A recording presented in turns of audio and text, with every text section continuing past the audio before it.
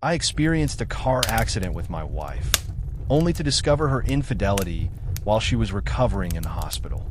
No one in this world understands what I'm going through. I'm uncertain whether I require guidance, some encouragement, or something else entirely. I utilize my primary account for humor and various lighthearted content. I've created this as a temporary outlet because I'm losing my mind trying to manage everything. Life has brought me to a precipice, and I am grappling with the quest for my true self. Yet I ponder what truly constitutes the right actions, words, and thoughts. To start, I should mention that I'm currently in a hospital room as I write this. Yesterday at approximately 7:30 a.m., my wife and I were in an accident. I emerged with just a handful of cuts and bruises. Lena, my wife, endured a crushed shoulder, a broken collarbone, 3 fractured ribs, and a collapsed lung. They anticipate her complete recovery, but for the time being, she is under heavy sedation. Typing this out on a phone feels like a formidable challenge. At this moment, I find myself with the time to persevere, even though I question my motivation to continue. Clearly, I wouldn't be sharing in this space if everything was going smoothly in our marriage. I could never envision my wife being disloyal in any manner. My heart feels shattered. I sense a void within me, as if a piece of my essence is absent. And the most heartbreaking part is that it's just 3 feet away from me. For the past 3 months, I sensed a distance forming between us, yet I struggled to pinpoint the cause. We are each 34 years old. Lena and I have been acquainted since our childhood days. Our journey together started in high school and continued seamlessly through college. She's the sole woman with whom I have engaged in any physical activity. Until recently, she could express the same sentiment.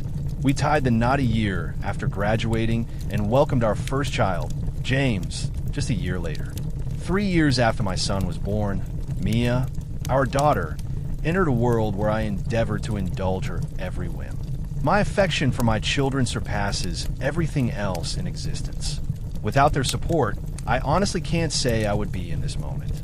They were not part of the accident, thank goodness. They were staying over at my parents' place for the night. We were scheduled to embark on a flight to Hawaii for a cruise yesterday afternoon. Clearly, everything is off the table. However, my wife chose to go out with her best friend, despite my pleas for her to return home and avoid driving in the snow. She promised herself that she and her best friend Harper would only indulge in a couple of drinks, knowing they wouldn't have the chance to catch up for an entire week. I retired for the night and drifted into a deep slumber, resting soundly until around 5 a.m. I rose from my slumber and gazed out the window, noticing that my wife's car was absent from the driveway. Yet the snowfall had accumulated several more inches. I figured Lena and Becca had a bit too much to drink and ended up staying over at her place. I quickly donned some clothes and hopped into my SUV. Before I departed, I sent a message to Lena advising her against driving, as the snow was too deep and I was on my way to pick her up. It stayed unread.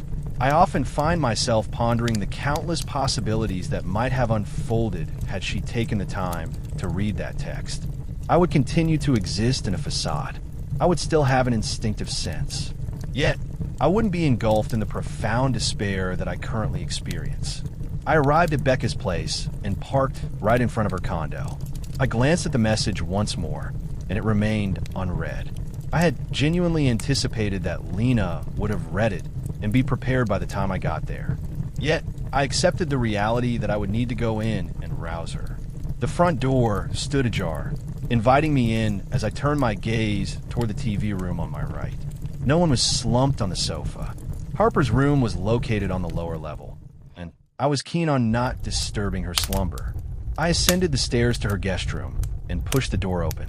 Then my existence came to a close. I recall entering the room and spotting 2 heads poking out from beneath the blankets. I recall bending down to draw the comforter closer to myself. I can still picture my wife resting her head on a guy's bare chest. The next thing I recall is Becca, Lena, and a half-clothed stranger I didn't recognize attempting to pry me away from him. If it weren't for them, I might very well be behind bars at this moment. However, I truly cannot recall a single detail. Whether it's right or wrong, I don't feel particularly remorseful about it. In contrast, my wife. Indeed, that seems to shift constantly these days.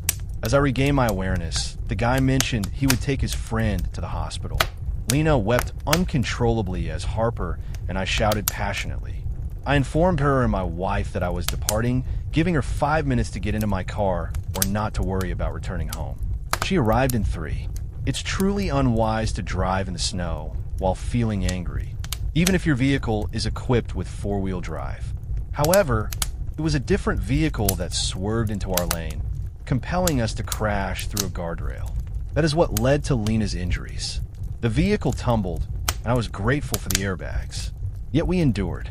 The children are completely unaware that we were in an accident. I haven't reached out to anyone. I likely ought to have.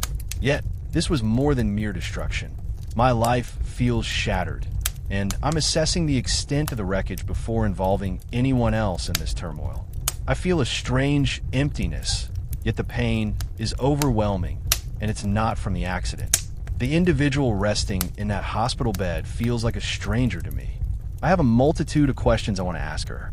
However, I truly prefer to remain unaware of any of the answers. It's clear that her feelings for me have faded. Anyone with a heart would never betray the one they cherish. I find myself needing to know if she ever truly loved me. Now that she has betrayed my trust, would I even desire her love again if it were within the realm of possibility? The details of when she first strayed remain unclear to me. Yet in my narrative, the moment she did, our union came to a close. The promises were shattered. She brought our marriage to an end, and we are no longer united as husband and wife. I don't require a divorce attorney to end my marriage. She's already taken care of that. Consequently, I'm no longer bound by the promises I made. A significant part of me feels the urge to simply leave this room. I feel the need to reach out to her parents to inform them of her actions and the events that transpired, and to remind them that she is once again their responsibility after all this time. We vowed for better or for worse, and I truly meant it. However, we're no longer united in marriage. A part of me feels compelled to leave her a note, sharing that 2 unfortunate wars unfolded after the end of our relationship. The sole reason I remain in this frustrating room is my children. I long to see them at this very moment. However, I do have a few scratches on my face and neck. They would certainly realize something was amiss if they laid eyes on me. Despite my feelings about my wife's actions and their impact on our family, I recognize that my children need her in their lives. I believed I had found someone to share my life with. Despite her flaws, my children deserve a mother in their lives. There will be discussions that I feel unprepared for and wouldn't know how to start. Some injuries require tender care rather than just a suggestion to toughen up. I'm a great father, but I can't take on the role of a mother as well. I would greatly appreciate any assistance available. How can I remain here and overlook someone who has betrayed me so harshly? Should I reach out to her parents to come over? What should I say to them? I truly wish I weren't here, particularly in the presence of her parents. If I keep quiet about her actions, they'll definitely sense my frustration. What on earth should I say to my children? Absolutely. I can inform them that we were involved in an accident. However, I'm not the type to pretend to feel something I don't. Clearly, my wife handles it effortlessly. Yet, when I harbor disdain for someone, it becomes evident in my expression. They will understand my frustration with their mother. How on earth did my life end up like this? I've come to the conclusion that consulting a lawyer is necessary. That's clear to me now. What's the best way to approach this situation? I waited so long for proof that I started to doubt whether my post had actually gone live. I recently began receiving notifications, so I apologize for my delayed responses to those who offered their assistance through comments. Revision. I was unable to reply to the questions from my initial post for some reason. This could be related to the fact that this is a temporary account. However, I could respond to comments, yet only I could view those replies. I attempted to share this update in the Infidelity forum last night, but encountered some problems. I trust that this update will proceed smoothly, allowing me to provide feedback that can help others assist me more effectively. I sincerely apologize to anyone who took the time to leave a response. It was valued and beneficial. Following my first update that day, I chose to remain in that hospital room for an additional night. With Lena sedated and the lights dimmed, I reclined in the chair, gazing at the ceiling while the rhythmic sounds of the medical machines filled the air. I found myself reflecting on how my life had come to this moment. A fragment of my being sensed that my mere presence in the same space was an unwarranted act of kindness. Yet another part of me cherished her deeply. I never intended to experience that love. I genuinely felt vulnerable for harboring any positive emotions towards her. Time and again, I found myself coming to the painful realization that things could never return to their former state. It felt like a cataclysm had swept through, obliterating the life we had painstakingly constructed. Tears streamed down my face. I wept with such intensity. I came to understand that a significant chapter of my life had closed, marking a moment of great importance for me. As the nurse entered the room to draw blood the following morning, I politely made my exit. As Lena stirred from her slumber, she caught sight of me making my way to the door and called out. Yet I feigned ignorance, pretending not to hear her. I venture out to grab some breakfast. Since discovering the news, my appetite has been quite diminished. I attempted to pass the time by indulging in some food while browsing through my phone. I received a message from Becca inquiring about Lena's whereabouts, but I left it unread. I resolved at 7 a.m. that it was time to approach her parents' door. Her father consistently woke up at the crack of dawn. I intended to speak with him initially, and if he believed his wife should be informed, he could rouse her. Noticing smoke wafting from the wood stove in his workshop behind the house, I rapped on the door before stepping inside. He noticed the marks on my neck and the discoloration on my cheek. I conveyed that an accident had occurred, with Lena suffering the most, but it was essential for us to have a discussion. It seems he took it for granted that I was referring to the accident, prompting him to wake my mother-in-law to listen to my words. We gathered in the kitchen while I recounted the moment a car from the oncoming lane unexpectedly swerved into ours as we navigated a curve. With the weight of the vehicle and the all-wheel drive, I was able to maintain our course until we collided with the guardrail. The door on the passenger side collided with one of the vertical I-beams embedded in the concrete. Despite the presence of side airbags, Lena experienced a significant impact. She endured numerous injuries, yet I assured them she was stable, and they anticipated a complete recovery. Both were overcome with emotion, aware of their daughter's struggles, yet grateful she would still be there for their love. As soon as they suggested they would be available to support me in any way necessary while I cared for Lena. At that moment, I intervened and clarified that the accident was not the reason for my visit. They appeared perplexed as I recounted the events of that morning, sending a message to venture out into the snow to ensure my wife's well-being. I recounted the moment I stumbled upon their daughter with a stranger and how I found myself instinctively striking him repeatedly. Both of them were taken aback. After that, I shared the details of her hospital room, expressing my desire for them to be involved in the children's lives, and I hoped we could maintain a cordial relationship. I informed them that my father was currently taking care of them. However, I was in the process of divorcing their daughter, as she had violated our vows and was no longer my spouse. I was departing from their home and heading to my father's to inform the children about the accident. I intended to inform them that we were parting ways and would no longer be together. I had no intention of revealing that their mother is unfaithful. I expressed to my former in-laws that although I regretted how things concluded, I could at least take solace in the fact that I wasn't the one responsible for the dissolution of our marriage and the upheaval of my life. They attempted to persuade me to reconsider my urgency, claiming she erred, along with the typical feeble justifications. I simply smiled and expressed how much I cherished having them as in-laws throughout the years before walking out. Upon arriving at my dad's, I found myself overwhelmed with thoughts and feelings that I desperately needed to express. I walked into the kitchen and spotted my dad enjoying a cup of coffee. All he understood was that I was meant to be aboard a grand vessel in the Caribbean. He rose to his feet and inquired about my presence there. I embraced him tightly, tears streaming down my face like a little one. He was the type who genuinely wanted to understand the situation, yet he instinctively felt that I needed to release my emotions before he could delve deeper. He guided me to the den and settled me on the couch before heading off to find my mom.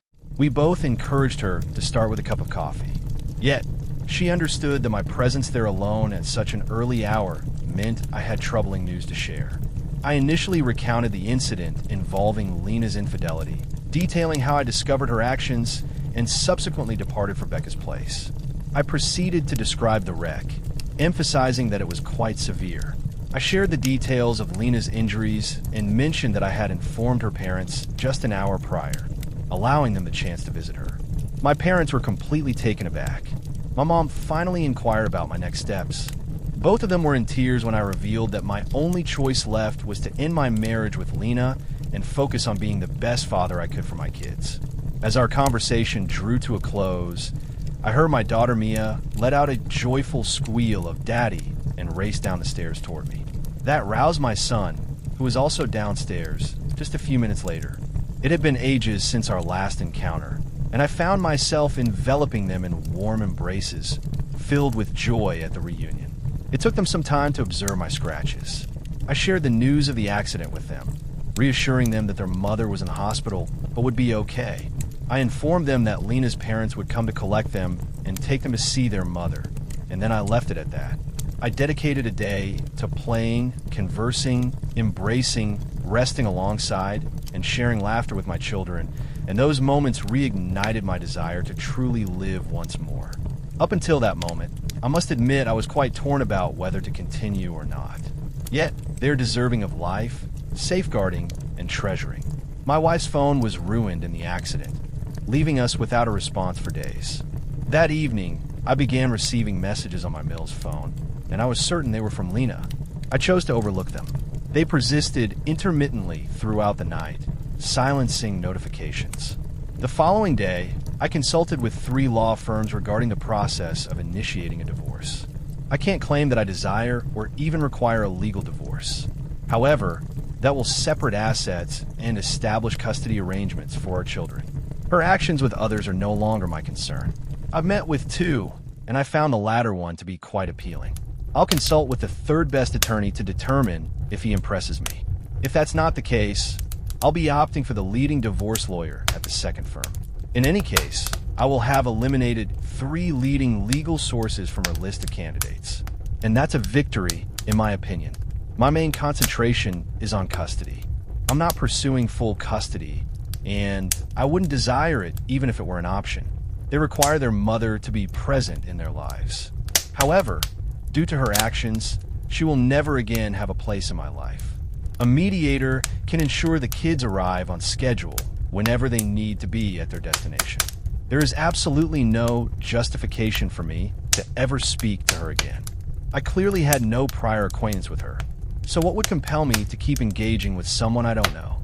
I return to work next week after what was supposed to be our cruise. I kept it to myself at work. I didn't mention that we didn't go or anything regarding the accident. Naturally, they will witness me behind the wheel of the rental car in question if I acquire a new vehicle. I'm uncertain whether it's necessary to provide explanations to HR. However, I prefer to keep my personal matters private and not exposed for everyone to witness. I already feel embarrassed enough without any news getting out. Divorce can be essential at times, yet it invariably signifies a sense of defeat. But I've reached my limit being a weight for a vessel that has already gone under. For those who rightly insisted on getting checked for STDs, I have undergone a full screening. Everything came back clear, thank goodness. Even that was sufficient to make me feel like some shady character when I had done nothing wrong. I imagine that by now, Lena has departed for the hospital. Her parents made no effort to take her to the house. They were unable to reach out to me because of the endless messages from Lena that I was ignoring. Once I managed to file the divorce papers and have her served, I will finally be free from the greatest error of my existence. Her actions rendered all that time meaningless. If given the chance to revisit that moment, I would choose not to repeat it. I would opt for a life alongside another person, anyone who would genuinely embody faithfulness and loyalty. Her most valuable quality is what she purposefully discarded, having the capacity to inspire confidence. From the warmth of companionship to the silence of solitude, that is what I will truly miss. Yet, deep down, I understand that everything was a fabrication, and I held no significance in her eyes. Individuals are often captivated by a charming falsehood, while turning away from an unappealing reality. I don't fit into that category. Many were eager to uncover the sordid specifics of my wife's infidelity, including the identity of her partner, the reasons behind it, and the duration of the affair. I regret to inform you that I don't possess that information to share. However, I truly prefer to remain unaware. Unless someone is threatening your life, there is absolutely no justification for cheating. Furthermore, when you have forged a life bond and committed to supporting one another, choosing to betray that trust is truly despicable. I truly regret ever crossing paths with her and wish I had taken a leap of faith with anyone else. She had no authority to grant me a life and then strip it away from me without my consent. The person I was prior to her treachery is gone forever. The woman she portrayed was never real, and the life I once knew is nothing but a hollow shell, a desolate place no one wishes to inhabit. Update 1, I find myself at a loss, uncertain of how to start, and even more unsure of what to express once I do. I suppose the initial point to share is that I successfully secured an excellent attorney. Her firm is widely recognized as the top choice for representing men in divorce cases in my area. Rather than delegating my case to another member of the legal team, she embraced it as her own. The atmosphere at the firm has been filled with kindness and support from everyone. It's clear they have more at stake than merely securing their retainer and payoff. Zara, my attorney, has gone above and beyond to support my well-being and mental clarity. Once we settled on taking my case, we reviewed the standard forms I was required to complete. I provided details about the property and all bank account information, along with rough estimates of the income that Lena and I generate. After detailing the wreck and my observations leading up to it, she inquired whether I had undergone an STD panel. I clarified that I had done so, and all results had returned clear. She subsequently inquired whether I had captured the betrayal through photographs or video footage. I explained to her that I hadn't been in the right frame of mind to make that decision at the time. She called a PAI that her company works with and arranged a meeting for him and me the following day. I reside in a state where fault is assigned. Although I was aware of Lena's infidelity, I required concrete proof to ensure the divorce favored me. We designated one of her team members to facilitate communication between me and Lena's dad, as well as to coordinate drop-offs. I enlisted her help to inform my soon-to-be ex-father-in-law that my ex would be able to take the kids that upcoming weekend and the following week. Zara subsequently inquired whether I had organized therapy for myself and my children. I shared that my first therapy appointment was scheduled for that week. However, since the children had not been informed yet, I decided to wait on that. She informed me that I should reach out to her immediately if I sensed they required any expert assistance. She possessed a number of therapists she could suggest. She conveyed what appeared to be heartfelt sympathy for everything I am enduring and will continue to face. I generally have a negative view of lawyers. However, I believe I may have discovered one that possesses a genuine essence. She provided me with a list of tasks to gather and complete ahead of our upcoming meeting. A significant portion of the guidance mirrored the suggestions shared by users in this space. When she asked me to swing by the drugstore for 2 DNA kits, I didn't think much of it. I understood it was the usual procedure. Upon arriving home with the children that evening, I proceeded to take the cheek swabs for both myself and them. After taking the kids to school the next morning, I carefully sealed everything and sent the kits off in the mail. On Friday, just 2 days later, the go-between delivered the children to their grandfather for the weekend that morning. As I returned from lunch, an email notification from my personal account caught my attention while I was at work. Noticing there were 2 emails from the lab, I decided to hold off until I could access my computer to read them. Seated at my desk, I opened the first email and clicked through. The results confirmed that my son, James, is indeed my son. I accessed the other email and followed the link. I perused the content it conveyed. I revisited the words once more. I found myself at a loss for words, simply shaking my head in response. I realized I needed to leave the office before I fell apart. I successfully took screenshots of both results and emailed them to myself as photo files. I got into my car and started crying as the truth that my daughter Mia was in reality not my daughter hit me. I can't fathom that losing an arm would be more painful than the feeling of having my very essence stripped away from me. I'm at a loss for words to convey it differently. I was uncertain about whom to reach out to. I found myself sitting there, tears streaming down my face, longing desperately to escape this haunting nightmare. I retrieved the 2 files from my email and sent the images to my lawyer via text. In just 20 seconds, Zara was on the line, inquiring about my whereabouts. All I could muster was the word work. She instructed me to remain in that spot, assuring me that a representative from the firm would arrive shortly. I concluded the conversation and stepped through the doorway. I started to retch violently until there was nothing left to expel. Once I finally got a grip on my nausea and the spinning sensation subsided, one of the paralegals showed up to assist me.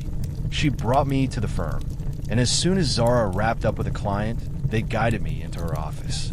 She began by saying that occasionally the results can be inaccurate. She acknowledged my feelings, recognizing that I had every reason to be upset. However, she insisted that we should have Mia and me tested again at a local lab to make sure there's no risk of contamination. It was hard to fathom the unfolding events. Even after discovering Lena's infidelity, I thought the DNA test on the children was merely a procedural step. I never imagined my wife could be unfaithful, but picturing her as someone who could bear another man's child. If that's the case, who on earth did I tie the knot with? Confronting Lena feels utterly impossible for me. I lack definitive evidence. Still, I found it hard to envision how she and I would approach that conversation if the results validated our strong suspicions. One of the women in the office at the firm had a blood pressure cuff and took the time to check mine to ensure it wasn't at dangerous levels. I felt a surge of anxiety, as if I were teetering on the edge of a panic attack. Still, I felt a profound numbness mixed with an overwhelming sense of shock. I pondered what lay ahead. I found it difficult to accept that my daughter may have never truly been my daughter. In that instant, I felt a wave of relief knowing the kids were with their mom. I began to question whether both test results could be inaccurate, leading me to consider the possibility that Mia was indeed my daughter while James might not be my son. I realized I couldn't bear the thought of waiting 2 days to uncover the truth. The intermediary arranged a time for her to collect Mia the following day for a few hours before returning her to Lena's parents. The test was conducted in a controlled, sterile environment by qualified medical professionals. There was no confusion. I am not the father of Mia. It took a whole day to receive the results, and by the time I had them, she was already back with her mom. Yet, the tears flowed even more intensely the second time, and I felt a sense of relief that Mia was absent to see it unfold. I forwarded the results to my attorney, and she reached out to see how I was doing. She encouraged me to reach out to family and not face challenges in solitude. I climbed into my car and made my way to my dad's, tears streaming down my face the entire journey. Upon my arrival, the moment I laid eyes on my mom, it was clear she sensed something amiss, yet I found myself unable to articulate it. At last, I was able to say, "Mia is not my daughter." My mother inquired, "What?" Yet she was certain she had heard it right, while I found myself unable to echo it back. After approximately 30 seconds of silence, punctuated only by my uncontrollable sobs, she rose and retrieved her cell phone. She reached out to my dad. She urged him to return home quickly, but to exercise great caution, as I had troubling news to share. I sensed my dad was looking for even a glimpse of what might be troubling me. She implored him to prioritize his safety and return home at the earliest opportunity. He showed up in roughly 20 minutes, and we all ended up having a lengthy, emotional release that lasted for hours. I would offer my dad comfort. He would comfort my mother. They would offer me comfort. Yet we found ourselves utterly heartbroken. They naturally inquired about James, and I confidently affirmed that he belonged to me. They both felt a sense of relief, yet simultaneously grappled with guilt for feeling relieved about losing just one grandchild. They inquired about my plans. I informed them that I was uncertain. At that moment, The one undeniable truth was that Mia would always have everything she needed and most of what she desired. At that moment, I was indifferent to any potential child support obligations. My focus was solely on ensuring her well-being. Despite the depths of my own despair, my heart ached even more for Mia, who was completely blameless in all of this. Did I desire custody of her? Is it possible for me to obtain custody of Mia, even if I desire it? I started to ponder whether Lena was aware or had any inkling. I found myself craving some answers, and I needed them urgently. After work on Monday, I had a meeting with Zara, during which she revealed that she had consulted a private detective engaged to track Lena. Because of the accident, she had stopped venturing out to betray her commitments. Therefore, it didn't catch me off guard that he lacked up-to-date evidence. However, one of the items Zara requested I retrieve was Lena's old cell phone, tucked away in a drawer at home. He managed to gain entry and navigate almost every application as though he were using her broken phone. He discovered explicit images exchanged with different individuals. A multitude of messages and flirtatious exchanges, laden with enough confessions to influence any judge's decision. I was inquired whether I had an interest in viewing any of the images or perusing the messages. I chose not to proceed. Zara and I had to strategize on how I would approach Lena regarding Mia. She believed it would be most appropriate to handle it in her office, provided that Lena could be persuaded to agree. She dialed Lena's mom's cell while I was right there. For the first time since my departure from the hospital, I heard Lena's voice. Zara was direct and informed her that a meeting with me was necessary to clarify a few matters. My former partner expressed that she had been anticipating and desiring conversation. She was inquired about whether her attorney could be reached. Lena mentioned that she didn't possess one, yet expressed her willingness to come by the following afternoon for a discussion. It took every ounce of strength to navigate the following day without breaking down at work, all while maintaining the facade of productivity. Lunch was a struggle to keep down, yet I departed at 3 and made my way to the firm, feeling quite queasy. I made sure to arrive first. I desired for her to be compelled to enter, to take a seat on the side farthest from the door, rendered unable to come near me. As I flipped through images of an ideal family that was never real, she walked in. She required help to walk and remained in 2 casts following the accident. I felt at ease knowing she wouldn't be reaching for a hug. I suspected she could be exaggerating for sympathy, yet we did experience a serious accident. I really needed her to take a seat so I could finally ask her to clarify her actions. As soon as everyone took their seats, water was served and the meeting commenced. My attorney began by inquiring whether Lena was comfortable with us recording the meeting. She accepted it without any issues. Once we began the recording, my soon-to-be ex-wife immediately started attempting to apologize. I directly interrupted her and asked her straightforwardly how many men she had cheated on me with and when it all began. It was clear from numerous confirmed connections that the guy I found her with was far from being the first. She was unaware of our knowledge. Naturally, it seemed that in an effort to mitigate the impact of the situation prior to the crash, her strategy was to confess only to the information we were already aware of. I inquired once more, seeking a rough estimate of how many men she had been with since the birth of our son. Providing that particular time frame appeared to cause her a moment's hesitation, yet she continued to feign ignorance. At that moment, she remained convinced it was merely a game, while I was beginning to lose my composure. Zara placed her hand on my shoulder and softly guided me away from the table. She turned to Lena and inquired whether I was a good father. She promptly provided me with a wonderful review, expressing that she couldn't imagine a better father to nurture her children. I felt an overwhelming urge to rise and overturn the table at the way she spoke about her children. Zara then inquired whether the other father of her child would also be a good dad.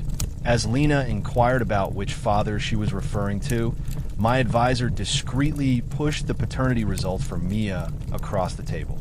Despite the deep resentment I feel towards the life I've been thrust into since uncovering her betrayal, I found it essential to witness her reaction firsthand. She was clearly taken aback to learn that Mia isn't my child.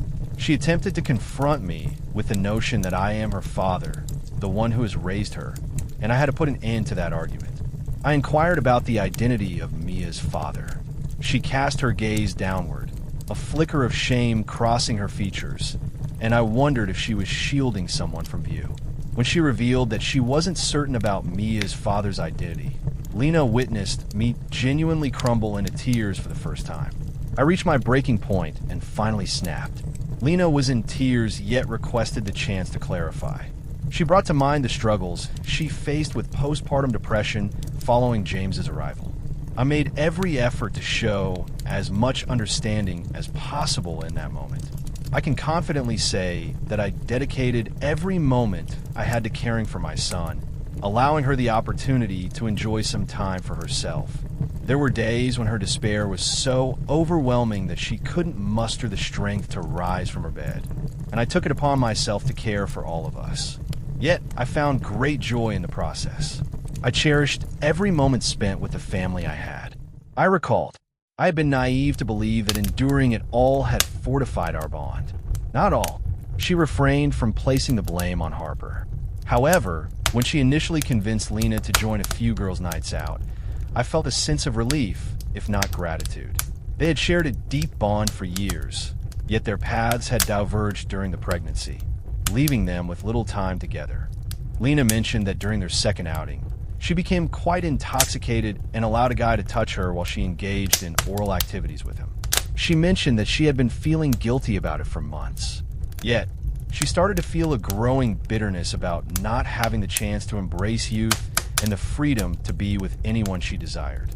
She shared that she began connecting with guys on the nights she went out with Harper. Until the night before our disaster, she had always returned home on time, never once failing to do so throughout the years. She insisted that she had no desire to form any emotional attachments to the guys. She asserted that she consistently practiced safe measures and never engaged with the same partner more than 3 times. She expressed that her only desire was physical intimacy. I was utterly astonished. Discovering that your partner has been unfaithful can lead to intense feelings. It felt as though you discovered your existence was part of a reality series you never auditioned for. I felt the urge to shout at her, yet my mind was preoccupied with tallying the number of men she might have betrayed me with throughout the years. Zara inquired whether she had any notion of Mia's father's identity, and she insisted that she had always believed he was me. My attorney noted that clearly something occurred and proposed that perhaps a condom failed. When my wife admitted that it had occurred a few times with a few guys, I completely lost my composure. I inquired about her identity with a hint of disbelief. Since I was unfamiliar with the individual sharing such dreadful information, it was as if she were instructing me to hand over the salt. I inquired about the moment she began to harbor feelings of animosity towards me and the reasons behind it. I inquired about what I had done to deserve such treatment from her. How could she betray her daughter like this? I seethed with fury. She accepted it, fully aware of its truth. Given what she just shared and my feelings for her, divorce seems inevitable. What was once a union has turned into a battlefield.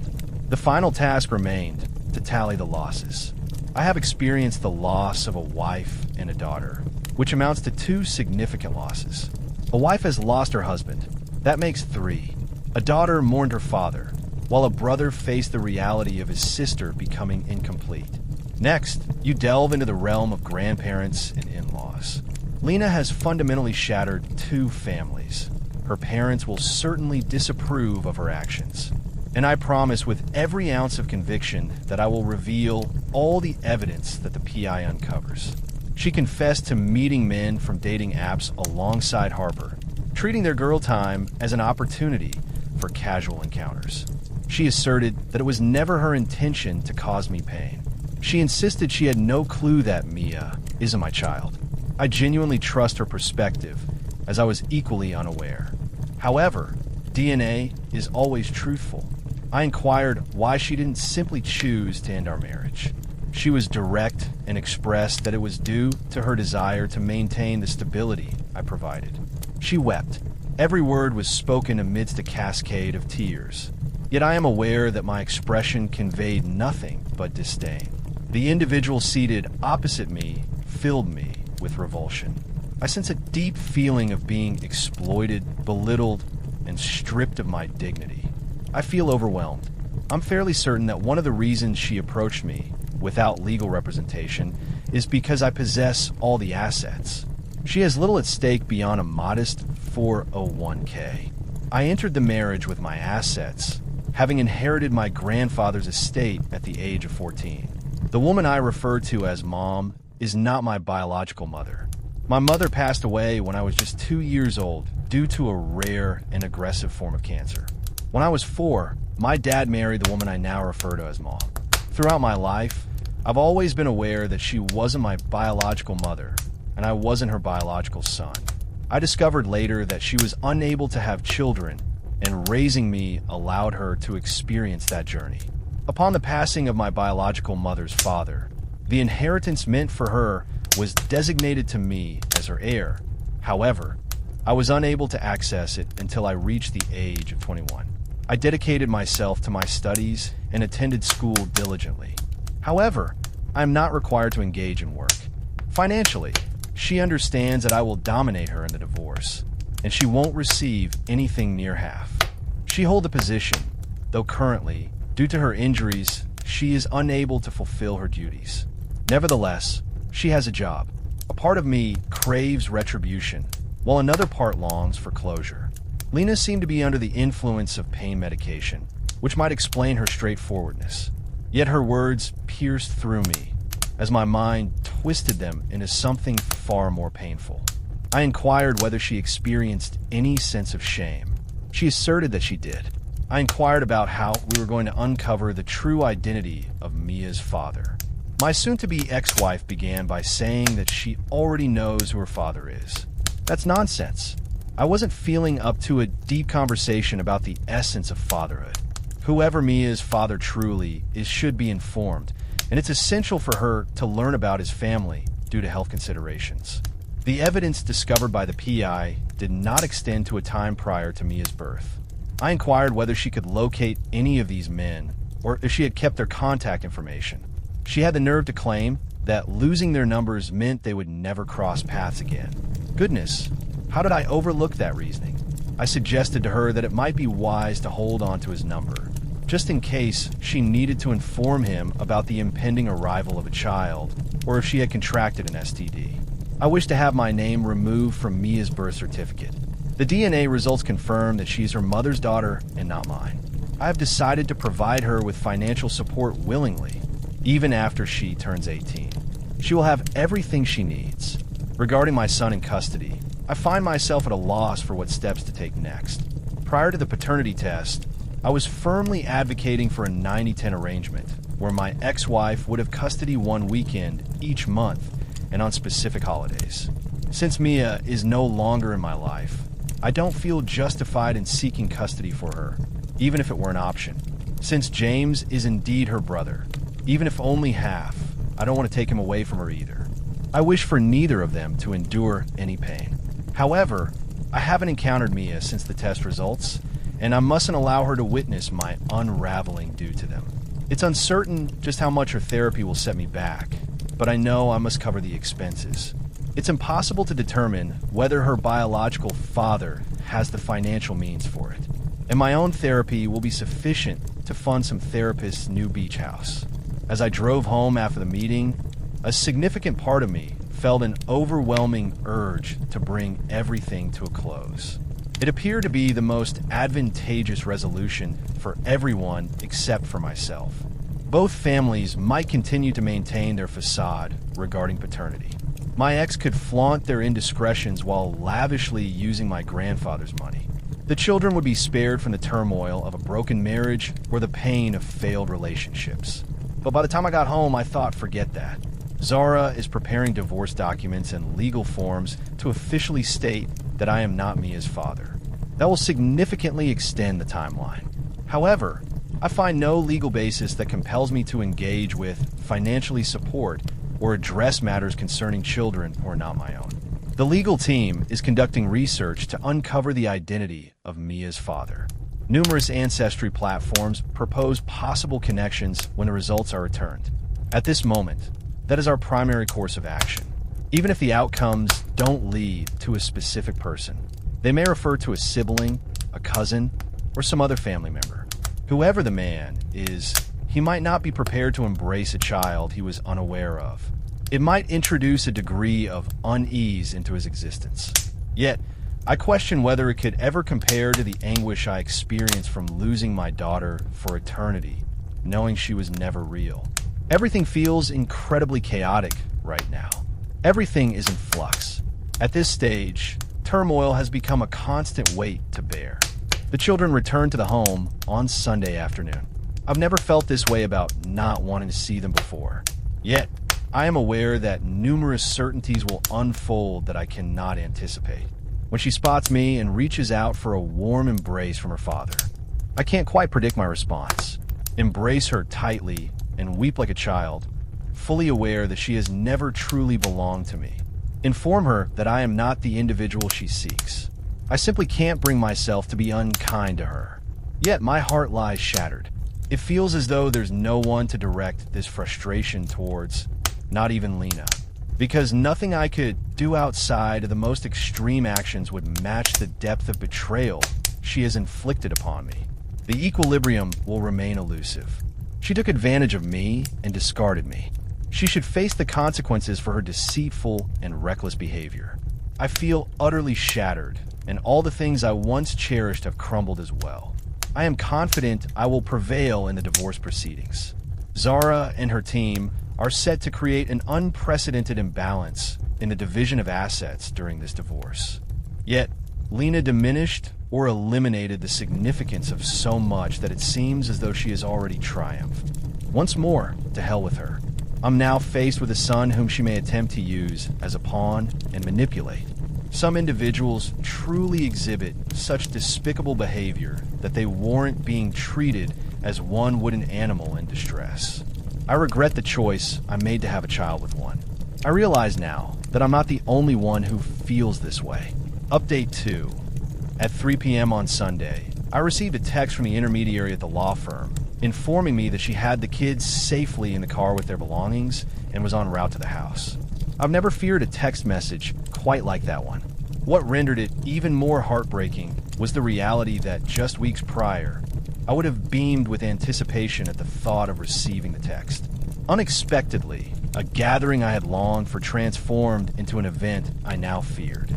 I hadn't intended to bring up divorce, paternity, or any matters concerning the children.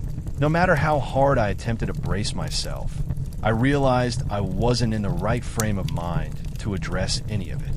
I aimed for everything to unfold as it had in the past when they stayed with their grandparents while Lena and I enjoyed our vacation.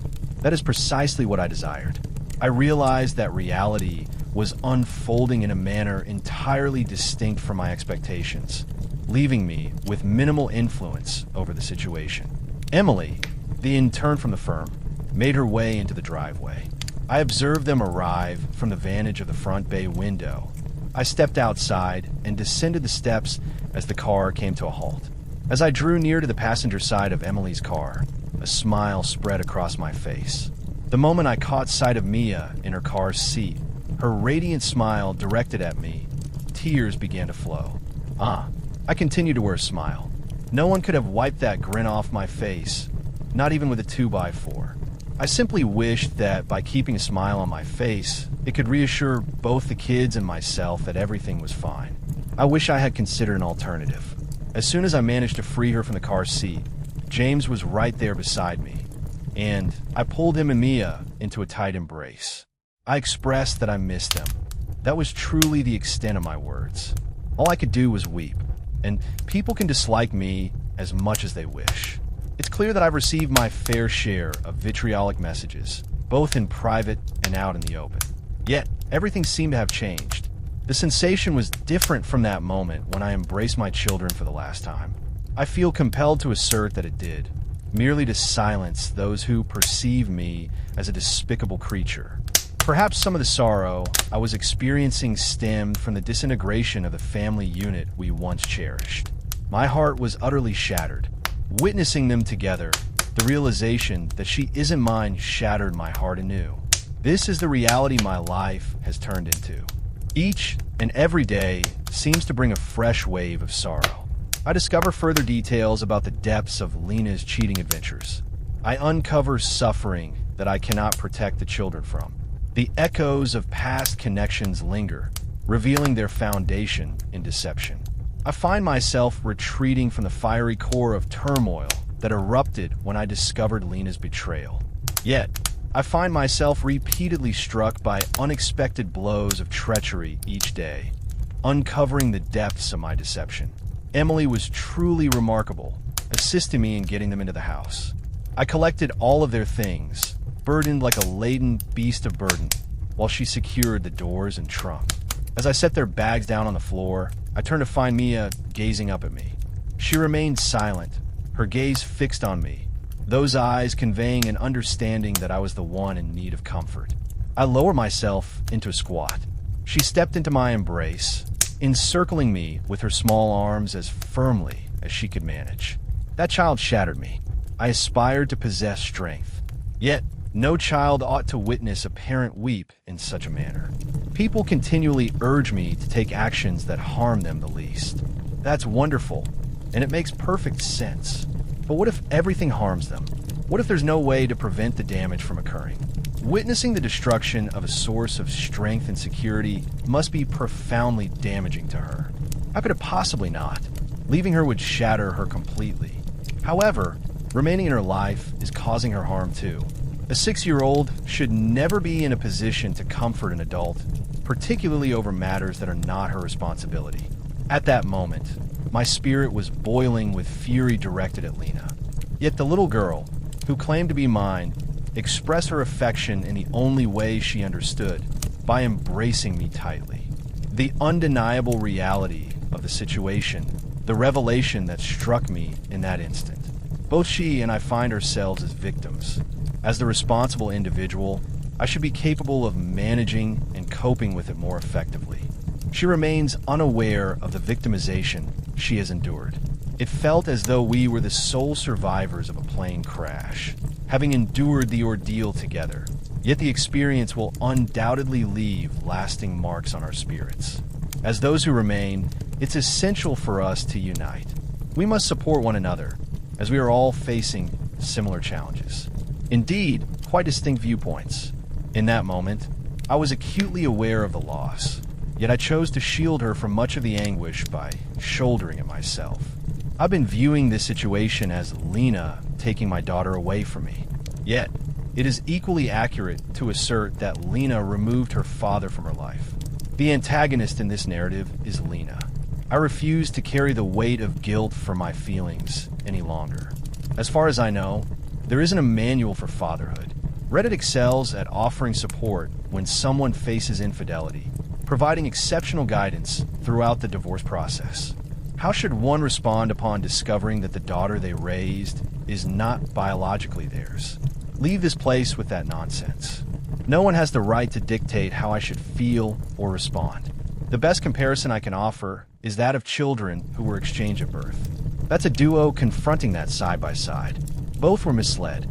They both discover that the child they believed to be their own was actually conceived from the sperm and ovum of another couple. Unless you have experienced that or something similar to what I am going through right now, you cannot truly understand how it feels. After approximately 30 minutes, I finally managed to pull myself together. After receiving a warm embrace from each of us, Emily took her leave. I presented her with a modest envelope containing $500 and mentioned that it was intended for gas. I was aware that she drives an electric vehicle, and she understood it wasn't about gasoline. I held Mia close as James shared with me some of the creations he had crafted alongside his grandfather. Mia maintained her embrace around my neck, ensuring I was aware of her contribution to staining some of the wood.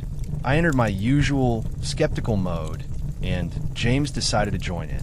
What began as a playful interaction quickly transformed into a delightful tickle session, first for Mia and then for James.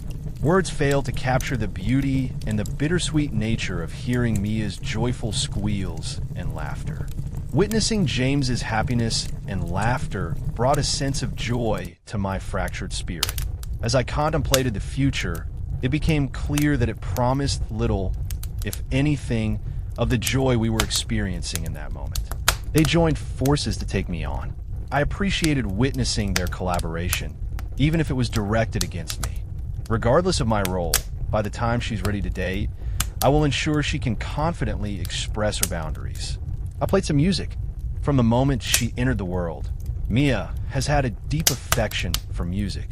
I have shared a dance with her from the very first week of her life until just last month. I have a feeling I might appear a bit silly. I'm indifferent. We share a great time together, and she enjoys being just as playful as I am. I order takeout for dinner through Uber Eats. We may not be Asian, but we definitely enjoy the cuisine. James could deliver some impressive lo meins for a 10-year-old. For some inexplicable reason, Mia has a deep affection for crab rangoon. I barely had anything to eat.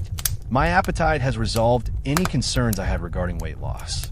It was a pleasure to share another dinner with them. Both of them attended school today. I prepared them for the night, all clean, dressed in their pajamas, and set for sleep. James enjoys immersing himself in a book as he unwinds. I embraced him, expressed my love, and promised to see him in the morning. I settled Mia into bed and shared a storybook with her, highlighting the details and the illustrations as we went along. I had her on the verge of drifting into slumber, and I could feel the tears welling up inside me. I pressed my lips gently to Mia's head and whispered those 3 words for the first time since the revelation. Label me the most despicable person on earth.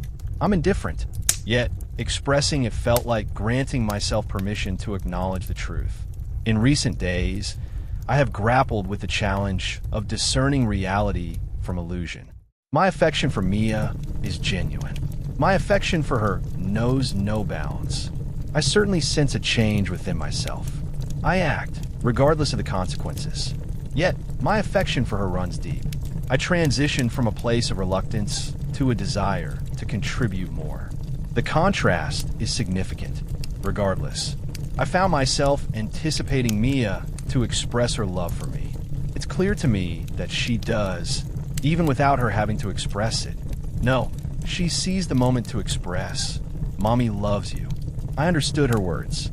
I focused on remaining calm and as kind as possible when I asked her, Mia, why did you say that? She mentioned that her mother informed her. I gently inquired whether Mommy had just said that or if she had instructed her to convey it to me. It appeared that my soon-to-be ex-wife needed to clarify the reasons behind my absence, my decision not to visit, and the fact that she wouldn't be returning home with them. She mentioned to the kids that her parents' house was her new home, and I felt a sense of relief about that. However, I still needed to uncover the truth behind the whole "I love you" situation. I delved deeper into the conversation when James entered the room. He disclosed that their mother had informed them she wouldn't be returning home because I no longer loved her. What on earth was I meant to respond with to that? Indeed, the responsibility lies with me. I've simply lost my affection for your mother. Point the finger at me. It simply wasn't going to occur. I reached out to our regular sitter. I inquired whether she might be able to come by for a few hours to watch the kids. Given that they were already settled in bed, which allowed her to study while earning some money, she consented. I hopped into the car and headed straight for my in-laws' house. I chose not to make a call beforehand. Upon my arrival, I rapped on the front door and inquired about seeing Lena. Her mother guided me to the room of her youth, where she was resting and recovering from her injuries.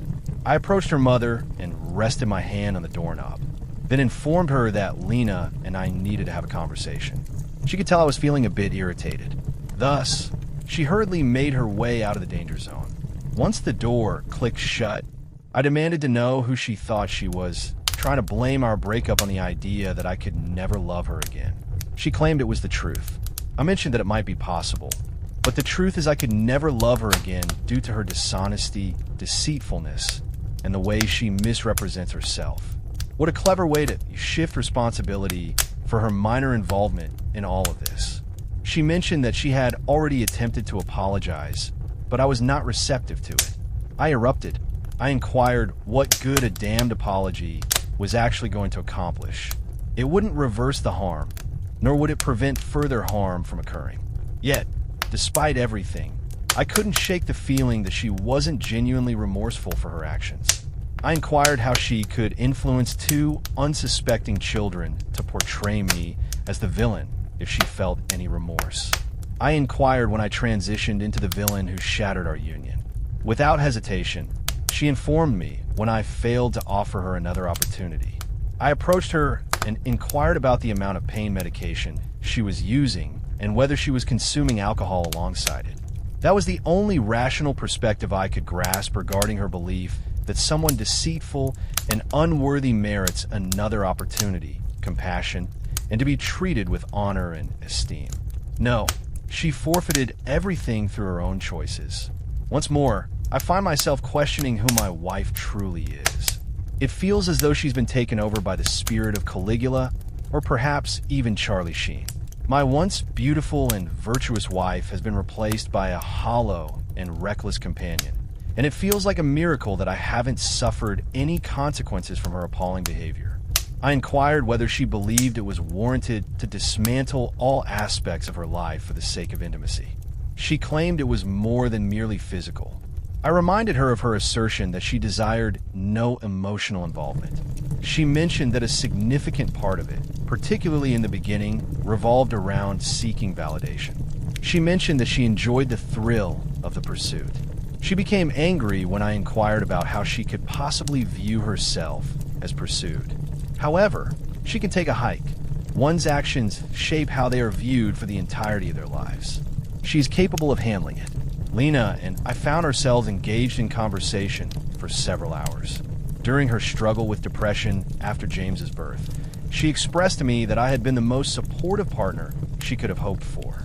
So, I found myself compelled to inquire, what prompted such a harsh betrayal? She expressed that even amidst such a joyous occasion in our lives, there existed a part of her that was so overwhelmed with anxiety that she genuinely wished for death. She expressed that she felt affection in her heart for both me and James. Yet, for reasons beyond her comprehension, a profound sense of despair enveloped her, leaving her feeling hollow and lifeless. She took an extra 6 months away from work because of her challenges. I secured her the finest medical professionals available. She acknowledges it openly. She mentioned that even that began to weigh on her conscience, as if she were failing me, while I was the one shouldering our burdens. She expressed a sense of being overwhelmed, despite recognizing that she wasn't carrying any of the weight. She expressed her growing uncertainty about whether she should have embraced motherhood, even though it had always been her desire to become a mom. She distanced herself from friends both in person and through digital communication. She expressed her love for me daily and offered her apologies. I expressed to her that I had no reason to apologize. My only desire was for her to improve. Perhaps she felt the need to express regret for the actions she was about to take. Upon Harper's unexpected arrival at the house that first day, a wave of joy washed over me at the sight of her. I recognized that Becca had the courage to stand her ground while also possessing the kindness to encourage Lena to share her thoughts. It took several months before anything resembling a night out on the town happened. Convincing Lena to head to Starbucks felt like a triumph back then. Many people believe I'm making a huge mistake by allowing my wife to visit bars or clubs with just one friend. Almost always, you would be entirely right. I ought to have intervened long before now. Yet in that particular phase of our lives, following a period filled with sorrow and solitude, taking her out into the world appeared to lift her spirits, even after just the initial outing. She attempted to convey that in just 2 years, she had unexpectedly taken on the roles of both a wife and a mother. She mentioned that witnessing the eagerness of men towards her, even if it was purely for physical reasons, elevated her sense of self-worth. She asserted that the initial incident could have been avoided had she not been so inebriated, yet it occurred by her own choice. Once the knob was schlobbled, she realized I would never lay a finger on her again if I was aware. She understood that she would forfeit it all, having entered the marriage with nothing to begin with. I inquired whether she ever considered that I might discover her infidelity or how I would respond upon learning the truth. She expressed that she was aware it would ruin me, and she insisted that she felt terrible about it. I posed the straightforward inquiry, What compels one to persist in deceit? She asserted that once she regained her clarity after the infidelity, she was overwhelmed by guilt, shame, and regret.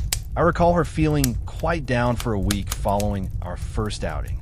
Harper arrived, and the two of them engaged in conversation for hours, completely absorbed in their own world. From that moment on, I had the old Lena back for months. She disclosed that she confided in Becca on the day she felt unworthy of me due to her actions. She understood that if I discovered the truth, it would be the end, and I would pursue James. She asserted that she chose to carry it silently and strive to be the most devoted partner possible to atone for her actions. Warning sign, indeed, at this moment. Believe what you want about me. However, we had an infant to tend to, and I had taken on the majority of the caregiving responsibilities. In the blink of an eye, I regained my wife, and at that moment, I would have been utterly irrational to consider it a warning sign.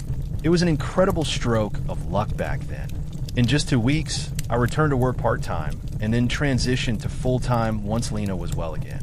Reflecting on the past, the period shortly following James's first birthday, those moments were among the most joyful of our lives, at least from my perspective. Discovering that it all stemmed from her attempt to atone for an impulsive encounter in a stranger's car forever changed those cherished memories. I inquired why she betrayed my trust once more, questioning if I simply fell short in her eyes. I always believed our intimate life was fulfilling, except during her times of depression. She consistently behaved as if she took pleasure in our intimate moments together. She expressed that the more time she spent harboring this secret, the more her self-esteem deteriorated. However, after James's arrival, she was unable to reveal her true feelings to me as she had in the past. She understood that I would seek the reason behind her sadness in order to offer comfort, yet she found herself unable to share it with me. She expressed the deep conflict of maintaining this secret while upholding the illusion of joy. She brought to mind the time I attended a reunion with my biological mother's family in another state. I brought James along to meet her family for the first time. Lena called off at the very last moment, stating that she was unwell. At that moment, there was nothing I could do to prevent her from being unfaithful. That has already been accomplished. Yet, I may have prevented her from embarking on a path that would lead me to believe for 6 years that something I held dear was never truly mine. I wasn't holding myself accountable. She definitely had a place on that plane. No, she ought to have admitted her betrayal by now and allowed me to move forward with my life. How is it that a series of errors, intertwined with a web of deceit and a blatant disregard for repercussions, has now become my cross to bear? That's an action reserved for an adversary, not for someone you profess to have ever cared for. She shared a tale of her deep sadness that weekend while I was gone. She was aware of her own unworthiness, even if I remained oblivious to it. She was inflicting pain upon herself, though I remained unaware of whether she had earned such a fate. That was her way of making sense of it all. She understood that if I found out, I would see her in a negative light and feel repulsed by her actions. I consistently expressed my affection, sharing with her just how deeply I cared for her. However, she mentioned that at a certain moment, she came to understand that if I were aware of the truth, my love for her would fade. The focus I directed towards her felt insignificant, lacking the depth it once held. She came to understand that she didn't deserve the attention, and I would come to that same conclusion if I were aware of her questionable encounters. She mentioned reaching out to Becca for some emotional support, and Becca encouraged her to go out for drinks. She recounted how she spent the initial hours of the night weeping and pondering her next steps. The bartender offered her a few shots to lift her spirits. It was clear that Harper had subtly encouraged her to engage in a bit of flirting. She caught herself in a moment of passion, kissing the guy in the back alley behind the bar, but then pulled away, realizing what she was doing. She returned indoors, a heavier heart weighing her down, as the truth of her repeated betrayal sank in once more. Additional spirits. Becca required assistance for Lena indoors. She inquired of the man who had just been kissing my wife passionately. Harper stepped away, leaving them in solitude, and I inquired if she had ever considered James, if I had ever crossed her thoughts during the time she deceived us both. She became angry and asserted that she had never betrayed her son. I made it clear that she had betrayed not just me and James, but also Mia, our parents, everyone who witnessed our vows, and the divine above. She violated the sacred bond of our family and union. Yet, I paused and simply shook my head, conveying to her that, regardless of her actions up to that moment, she ought to have just allowed me to leave. I mentioned that I would have kept an eye on James. She could have pursued her own interests with anyone in the state after our divorce. I expressed that I would have happily inscribed her name on bathroom stalls for her. Yet she chose not to. She continued to deceive. She continued to betray trust. Hearing it filled me with revulsion. It was as if she developed a real plan following her encounters with the initial few. She was reluctant to let them form any attachments, as she intended to stay put unless absolutely necessary. She had no interest in forming an emotional bond. She referred to it as fishing, obtaining a guy's contact, initiating conversation, offering a subtle hint, creating some distance, and encouraging him to take the lead, all while maintaining her own schedule. When she mentioned that she already knew, I found her to be stunning. Seeking additional perspectives didn't seem like a negative choice back then. I merely gazed at her, shaking my head in disbelief. Regardless, the bartender is not Mia's father. We can be certain of that. He was several months ahead in the timeline to have been the sperm donor, and she asserts that their encounter was limited to that single occasion. I inquired whether she could recall the names of the particular individuals she was engaging with and considering for her pursuits. Perhaps a collection of first names, though I wouldn't know where to seek them, was sufficient to bring that conversation to a close for the evening. Indeed, I was seeking additional clarity. However, the specifics of the situation won't be revealed overnight. That wasn't my purpose for being there. She sat in a chair, propping her cast on pillows for support. So, I leaned in closer to her face. I expressed to her that she was a lamentable representation of humanity, and I genuinely feel she lacks any essence of a soul. I expressed to her that her actions have inflicted deep pain and will persist in causing harm moving forward. Yet, I met her gaze directly and made it clear that I would no longer allow her to inflict pain on my children. I stated clearly that I was the one who had been misled for 6 years. If anyone was going to catch some flack for prioritizing his own needs, it was definitely going to be me. But Lena, I expressed to her, and I truly meant it, trivial nonsense and deceit will only deepen my disdain for her.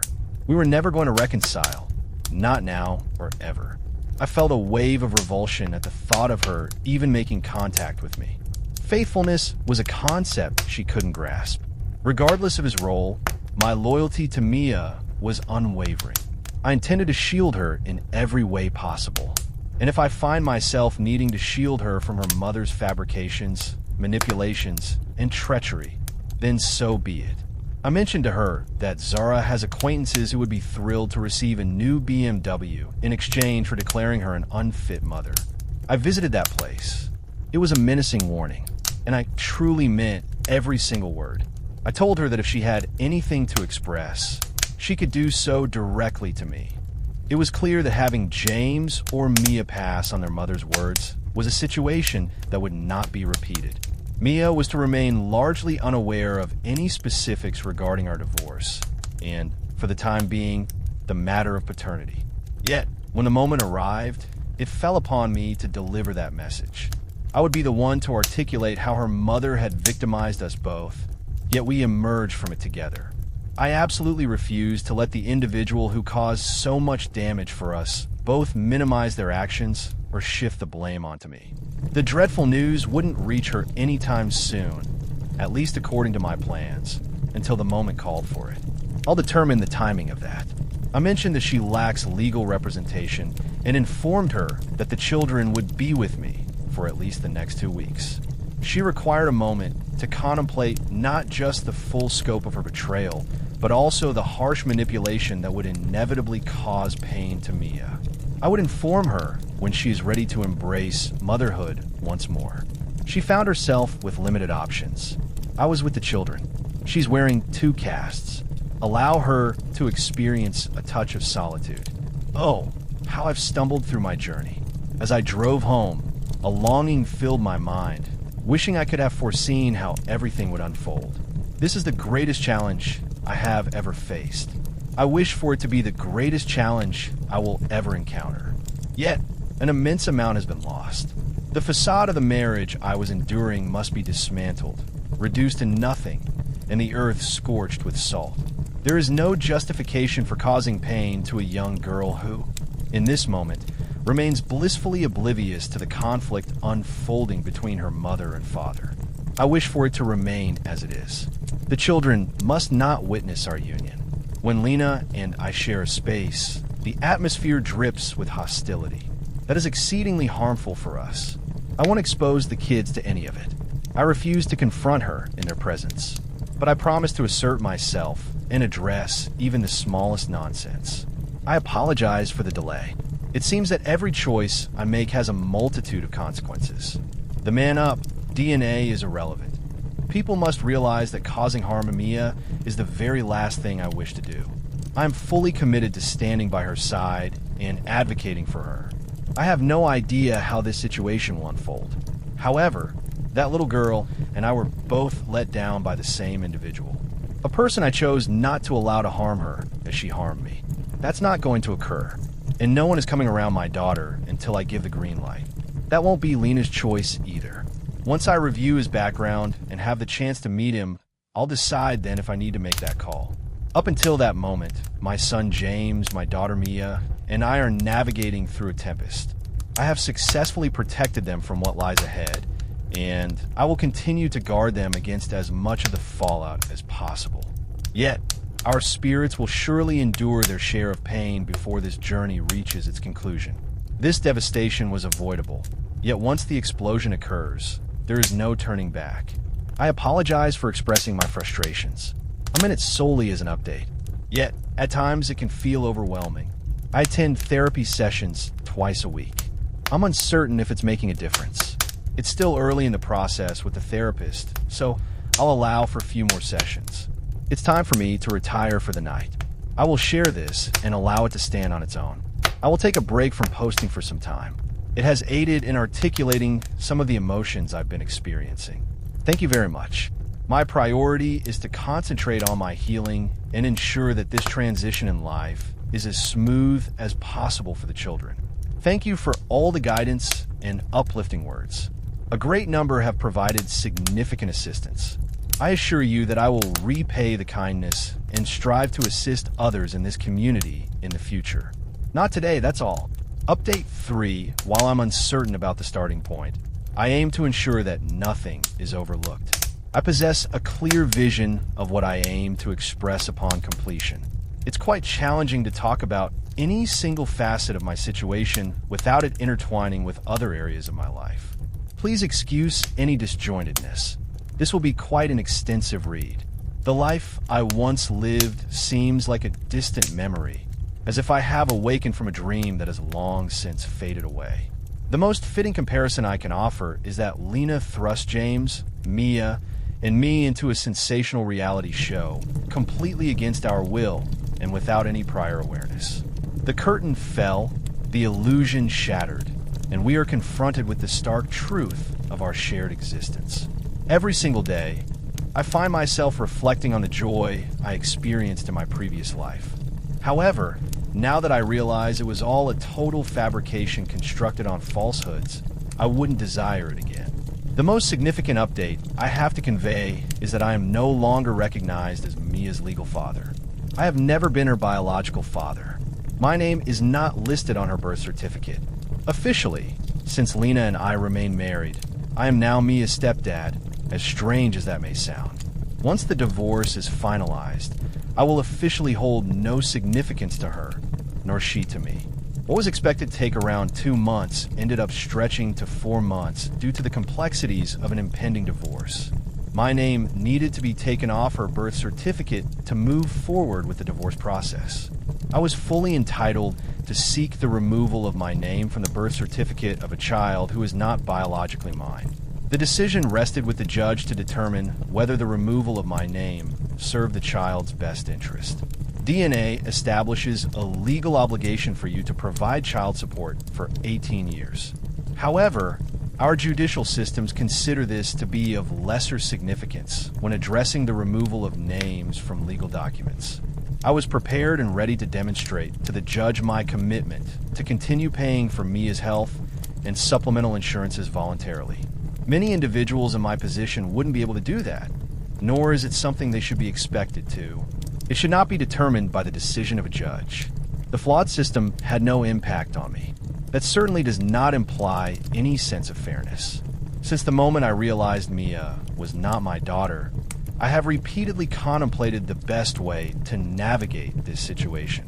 Indeed, discovering that she isn't mine shattered me in ways I struggle to articulate. However, approaching Mia's situation with sentiment would likely have led to chaos. Our feelings deceive us, as they often lack a foundation in reason and logic. Letting my affection for Mia lead me would have been just as foolish as letting my disdain for Lena steer me. Legally, I was fully entitled to sever all connections with Lena and Mia, as neither of them ever belonged to me. Ethically, I couldn't allow Mia to face financial hardship due to her mother's reckless behavior. It was imperative for me to ensure she understood that none of her mother's actions were her responsibility. After much reflection and contemplation, I ultimately recognized that both she and I had been wronged by Lena. My soon-to-be ex-wife took away my control over every facet of our relationship when she betrayed my trust. I was never informed that she had stopped loving me or that she never truly did. I was kept in the dark about her infidelity. I was left in the dark about no longer being her sole focus. I was unaware that she had become pregnant by someone I didn't know, and for 6 years, I raised that child as if they were my own. Mia had no opportunity to decide if she would have picked me as her father. She never found the words to express to her mother the sheer evil of what she had done to us both. I aimed to provide us with a platform for expression. The day following the official removal of my name from Mia's birth certificate, I submitted a petition to legally adopt her as my daughter. That had been my intention from the start. Once I could be sure that merely seeing her wouldn't evoke memories of her mother's treachery. I simply needed to confirm that one detail for my peace of mind. It wasn't until I stood before her face to face that the truth struck me. She's not my biological daughter. If encountering her had been akin to the sting of the blow from her mother when I discovered the betrayal, I wouldn't have been able to go through with it. Individuals are entitled to their opinions about my feelings on matter. Fragile masculinity was the term a toxic feminist directed at me when I felt uncertain about my reaction to seeing Mia again. If I had completely walked away from Lena and Mia, which I was fully entitled to do, I still wouldn't be at fault. And I won't act as if having James in my life didn't shape my choices, considering Mia is his sister and Lena is his mother.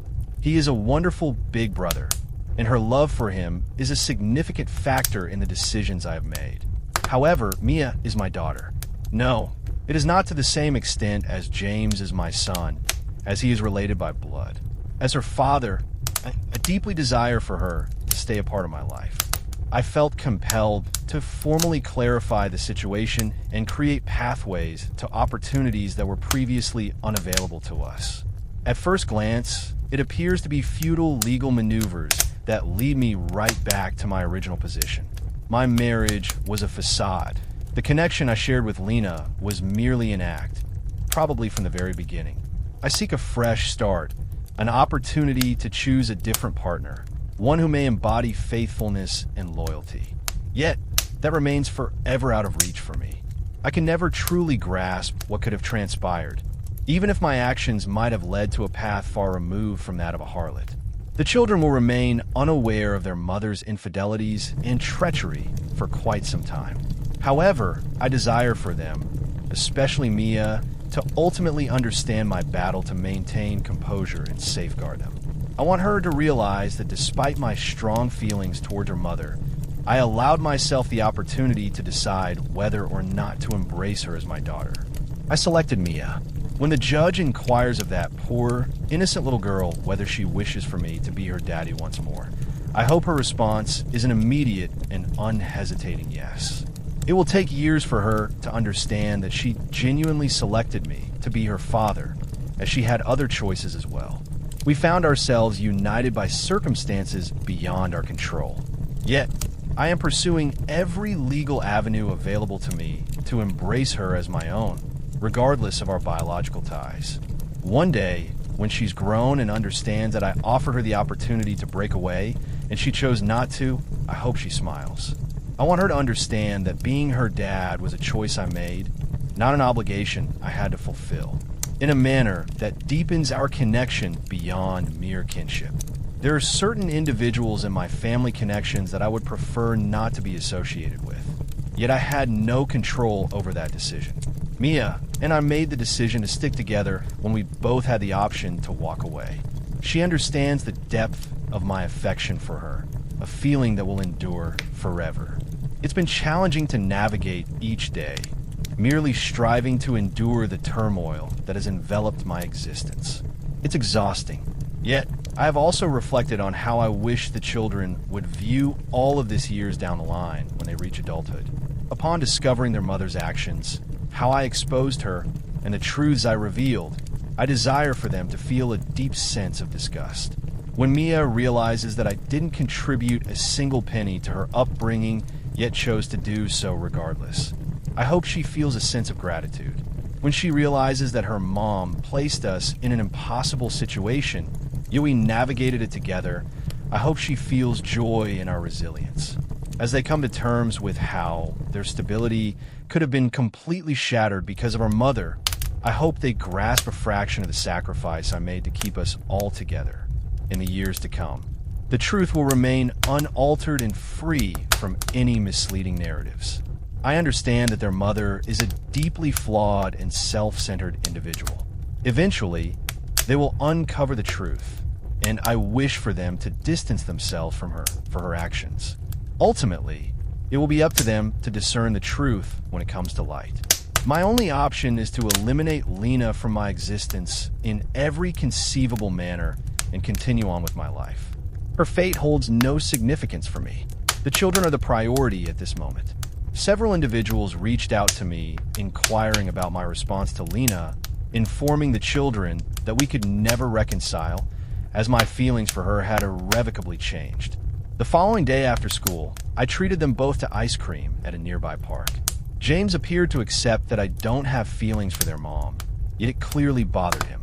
Mia was upset to hear that I don't have feelings for her mom, and my explanation that her mom doesn't truly care for me didn't make things any better. Emotions ran high, leading to tears and a sense of bewilderment among them. I made it a point to assure them, without any hesitation, that their mother truly loves them, and my love for them surpasses everything else in this world. Yet, it was essential for them to confront the truth and acknowledge a reality that none of us sought. I expressed to them that I understand their love for me and their mother. That was truly the essence of it all. Mia inquired about my feelings toward her mother.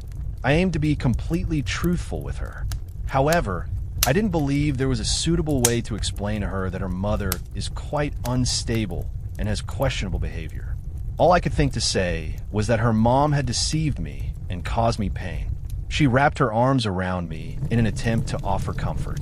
It was almost unbearable to think about, especially knowing she had burdens to bear that she was still unaware of. James inquired about the developments regarding the divorce. I informed them that they would reside with me, and I would take care of them in their home throughout the week. I clarified that a court would determine which weekends they would spend at their grandparents' house with their mother. I assured them that their mother and I would resolve our disagreements privately from that moment on. I mentioned that she and I had an extensive conversation the previous night, once they returned home. Mia expressed her desire for her mother to remain with us. It pained me to convey that such a thing would never occur again, no matter the situation. Yet, it was necessary for her to be informed. She mentioned that her mother expressed a desire to return and spend time with us. I met her gaze directly and expressed my certainty that their mom would prefer to continue staying with us. I conveyed to them that it was beyond my capacity to elucidate at that moment, yet their mother had deceived us all. I mentioned they didn't have the maturity to grasp it at that time. Yet, I vowed that someday I would reveal to them precisely why I believed their mother no longer deserved to share our home. Mia appeared to embrace that more than he started to inquire about the age at which he would understand what his mother did. He was displeased when I explained that it wasn't about age, but rather about a level of maturity. He claimed it was an easy way out. I chose not to engage in a debate with him. I expressed my desire for them to cherish their mother and show her the respect she deserves. For all they understand, she has committed no wrongdoing against them. In time, they will come to understand. I will leave letters for them in my will if necessary, just in case Harper is involved with some ex-con who might want to harm me. Unless that happens, I will share the truth with them when they are mature enough, fully aware that it may tarnish their view of her. I sense that they will soon encounter a side of their mother that will take on much of that responsibility for me. One day, the truth of her actions will come to light, but we remained united and forged a respectable life for her three most affected individuals. I can't pretend to care about them or act as if their mother holds any significance for me. Their mother is utterly detestable in every conceivable manner. If she were to pass, I would not shed a single tear for her wicked spirit as she descends into the depths of despair. She truly deserves it. I feel a deep resentment towards her for the impact her actions have had on me and the children. I despise her for the person she has chosen to be. I feel a deep resentment towards her for the turmoil and heartache she has caused within our extended families. She warrants neither forgiveness nor chances, and certainly not compassion. I view her injuries from the accident not as karma, but rather as the pain and suffering she has brought upon herself. Genuine karma would have found a way to spare my car, and would have inflicted far greater consequences than the injuries she sustained. I learned from the children that their mother was scheduled to have pins taken out of her shoulder the following day. I refrained from expressing my hope that they employed a powerful electromagnet for the task, though it was difficult to keep that thought to myself. A few weeks following our conversation, the children returned from their grandparents' house, bringing a letter through my son. An envelope bore my name on the front, securely sealed within its confines. I couldn't dispose of it in front of the kids, so I simply set it on the counter alongside the junk mail. Once the children were settled in for the night, I happened upon the letter and chose to delve into its contents. Lena began by expressing her regret for the pain she caused me, asserted she never intended for matters to escalate to that extent, lost sight of her identity and aspirations. She expressed regret for causing pain to the children. Despite my strong feelings against her, I had to acknowledge her merits. If she had paused at that moment, I might have felt a flicker of respect for her. Then she expressed that her love for me remains unwavering, a constant in her heart, now and forever. I truly needed the laughter, as I was aware she genuinely believed the nonsense she penned. That's what added to the humor. As I continued to read, she expressed that this was the reason she hesitated to form attachments with anyone else. Her heart was already mine. I felt the urge to laugh. Wasn't able to. If she truly loved me, she wouldn't share her body with anyone else. If she truly loved me, she wouldn't have been capable of such a hurtful act. She expressed that sharing her body with other men provided her with a sense of youthfulness and liberation from responsibilities and commitments, as she was never able to experience that. Thus, as she lacked any emotional connection with the men in her life, her heart was solely and eternally mine. To put it differently, her relationships were purely physical. She intended that in a way that only the most twisted mind could justify. By effectively distancing myself from Lena, I protected myself from further encounters with her madness. I realized it was essential for my peace of mind. Yet I have also protected myself from comprehending the full extent of her moral and physical corruption. Countless times since D-Day, I've reflected on the fact that I never truly knew her. Her choice of words revealed that she never truly understood me. She wasn't even attempting to irritate me. I could sense it in her writing style. Her words implied that her actions were the more acceptable option between two undesirable choices. For her, the absence of feelings for other men preserved her heart solely for me. That was fundamentally her reasoning. I recognize that discovering your partner is engaged in a purely emotional affair can be devastating. However, no one has ever contracted STDs from an emotional affair. No one has ever struck an emotional affair partner through a cell phone or computer. And no one has ever brought a child into the world through phone calls, emails, and texts for another man to nurture. I can say with complete confidence that I would have preferred if she had engaged in countless emotional affairs rather than allowing anything to escalate to a physical level. Her inability to understand that aspect of me shouts, "I never knew you." In my view, she selected the lesser of two undesirable options, unaware of the depths of my character. I have perused numerous contributions crafted by others in this space. I have not come across anyone who claimed that things never became emotional. That's basically her assertion. Yet she fails to realize that she is confessing to having spent the last 6 years of her life as nothing more than a primitive, pleasure-seeking creature. Such actions are characteristic of creatures lacking the capacity for self-regulation in their instincts and desires. She recognized that her actions were misguided, yet there was a lingering sense of justification for her choices and the manner in which she executed them. Until that letter, I had little understanding of how she viewed the things she pursued with such enthusiasm, without any awareness. The depths of depravity she not only accepted, but embraced, stripped away every bit of allure I felt for her. She has etched vivid scenes in my mind that will linger endlessly. They turned sour after merely spotting her with that random guy. Things took a turn for the worse after she confessed to having been unfaithful with enough men to crew an entire aircraft, Myar. Yet when the Pi revealed the recovered texts, images, and videos from her old phone, it shattered something deep within my mind. It feels as though I was in a long-term commitment with Pornhub for 6 years. I truly empathize with anyone who discovers that their partner has had a one-night stand. My heart truly breaks for those who discovered their significant other was having an affair. Yet, I find it impossible to articulate the anguish of realizing that the one you cherish most is being degraded in the most sordid manner, reveling in the experience as if they were the most disreputable figure from a bygone era. I find it difficult to envision Lena without that particular image coming to mind. Her presence repulses me to such an extent that my perception of her will remain tarnished indefinitely. No level of emotional connection with anyone else could ever lead me to think so poorly of her. Unworthy in a moment, she transformed into a ticking 6-year time bomb. The motion to adopt Mia ranked as one of the top concerns for Lena on the day I submitted the paperwork. At noon, a sheriff's deputy arrived at her parents' house to deliver the divorce papers to her. At 10 minutes past noon, another deputy arrived to deliver paperwork related to the civil suit I initiated against her.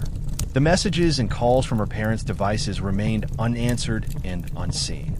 My lawyer suggested that she seek her own legal counsel to initiate the process. That was not the response she had hoped for. It has been reported that she raised her voice and expressed her frustration towards multiple staff members that day. Zara ultimately informed her that the divorce would move forward, whether she accepted it or not.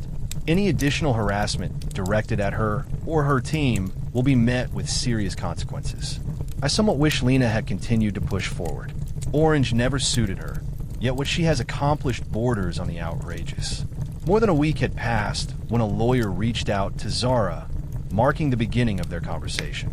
He inquired whether we were genuinely considering the civil suit aimed at recouping costs associated with raising a child who isn't mine. Zara promised him that we would make every effort to reclaim every penny lost because of the paternity fraud. She insisted to him that none of it revolves around money. Even if I emerge victorious, the likelihood is great that I will receive little to nothing from what any court grants. However, should I emerge victorious, every single paycheck will contribute to my earnings until the total is completely settled. It would serve as an expensive lesson and consequence for her actions. Even if I don't win, she'll still have to hire a lawyer, adding to her expenses that she simply can't manage. He claimed to have comprehended that the overwhelming majority of assets, including the family home, belonged to me long before our marriage.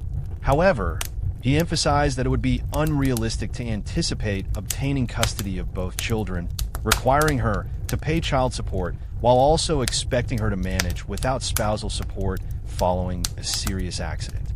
Zara informed him that his client had been disloyal in the marriage well before the accident, and that she had chosen an unfortunate moment to be discovered. She conveyed to him that our objective was to ensure Lena experienced the utmost suffering. The only valuable possession she had was her car, and she was allowed to keep it. Lena was permitted to retain her retirement savings as her own, since my portfolio significantly overshadowed hers. She wouldn't have even established that 401k if I hadn't encouraged her to finalize the details. She was never required to pay for any utilities. Acquiring her own vehicle and covering her own insurance constituted her sole financial obligation. The remainder of her funds belonged solely to her. Now, she has the opportunity to thrive on it. I'm aware that she's already experiencing financial strain, and it's only going to escalate for her. If I prevail in the civil suit, Starbucks sales will take a nosedive. Yet it must be accomplished. I doubt she ever anticipated I'd take it this far. I took her car for a spin for a few months after my own vehicle was totaled. The car, her sole possession of worth, brought her a sense of satisfaction as she added mileage, even if it seemed trivial. I recently acquired a stunning new SUV and had my friend accompany me as I drove Lena's car to her parents' place. I placed the key in a mailbox, uncertain of when she would be able to drive once more. Considering her history, I was certain she'd be seeking out unusual experiences as soon as the opportunity arose. I wished that being with her parents was allowing her to embrace a sense of youth and liberation from obligations. Nonetheless, inviting unfamiliar men to stay overnight at her parents' home is simply in poor taste. She would eventually require an elegant venue to present herself to unfamiliar faces, akin to a 2020 Acura. I considered giving her car to the Criminal Justice Department at the local community college. By the time those candidates transitioned into actual police officers, they would have mastered the use of luminol. As strange as it may seem, the most gratifying aspect of leaving that car behind was the spare tire. It lacks one, and it always has. That was a significant point I shared with her when she sought my thoughts on buying the car. I recall her saying, all charming and adorable, that I should call her if she ever had a flat tire. I could hardly resist the urge to slip a note beneath the trunk mat that reads something along the lines of, I bet you're regretting not having a spare right about now.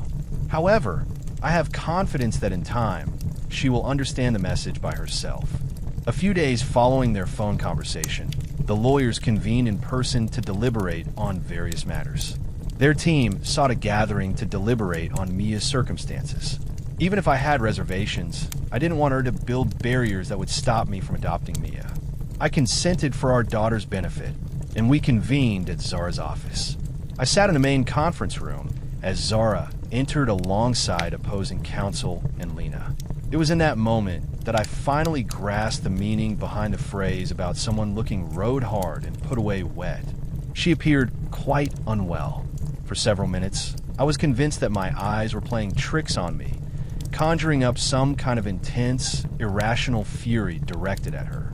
It was only when Zara shot me a sidelong glance at my ex's appearance that I realized I wasn't imagining things. She had shed enough weight that the contours of her face appeared subtly sunken. She had always maintained her figure and effortlessly lost the baby weight on both occasions. She appeared as though she was on her way to a scheduled photo session for a mug shot in Hawaii. She had trimmed her locks. It wasn't exactly a Karen cut, but it had a certain Karen-like quality to it. It appeared as though it hadn't seen a wash since the accident. I can't quite envision what she might have chosen that would have enhanced her appearance. I assure you, I took every measure to ensure she received all her clothes back. Therefore, no one could hold me accountable for that outfit. The two attorneys exchanged ideas back and forth to initiate the meeting. I sensed Lena's gaze upon me, yet I resisted the urge to glance her way. I aimed to express disdain and contempt with just a glance in her direction. As I finally turned my gaze in her direction, I found myself pondering the whereabouts of the enchanting girl I had once known. A narrow escape, from stunning to struggling in just half a year. Now I'm merely a figure from her past. Fortunately, we started talking about Mia, which helped distract me from how unwell she appeared. They inquired whether any efforts have been made to locate Mia's biological father thus far. I informed them that nothing related to that would occur until the divorce and custody matters are completely resolved. I subsequently inquired whether she had recalled any names that could guide us to the second father of the baby. I felt lowly just uttering it, and she wasn't fond of hearing it, but reality is reality. She mentioned no names from that period, and memories of her life surfaced. I inquired whether she intended to prevent me from legally adopting Mia. She firmly expressed that she regretted my name being removed initially and certainly had no intention of preventing me from reinstating it. That was everything I required to understand. Wishing you a pleasant day ahead. Travel carefully. No way.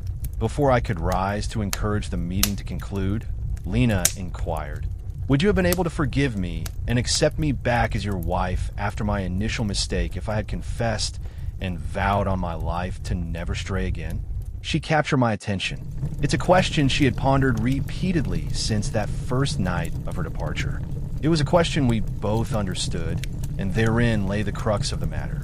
By posing the question, she was effectively making a statement. She understood that sharing herself with anyone else, in my view, would lead me to cut her from my life without hesitation or chance of return. We have often talked about our reactions to infidelity. I had made it clear to her that if I ever discovered she had been unfaithful, I would no longer heed anything she had to say. The moment for conversation was prior to betrayal. Everything that follows is merely distraction, justifications, and empty words. After a prolonged silence, I finally admitted to her that she was well aware I wouldn't have offered her another opportunity.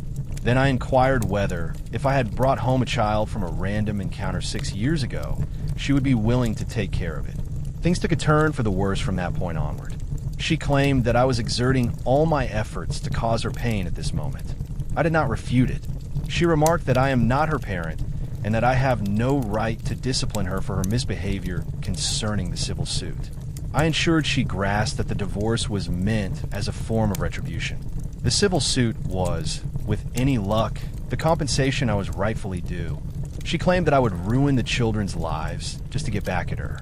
I remarked that she appeared as if she had been using meth, but following that claim, I obtained evidence. She began to weep and profess her love for me, and I merely rolled my eyes. Her tears no longer evoke any sympathy from me. Instead, they only fuel a desire to be even harsher towards her. I assured her that the children would always have enough to eat and be properly clothed, but I made it clear that her own well-being was not my concern. There was a time in my life when I would have gone to great lengths and sacrificed everything to see her smile. I inquired whether everything I did fell short of her expectations for loyalty, wondering what else I could have done to prevent her betrayal. She expressed that she had let herself down.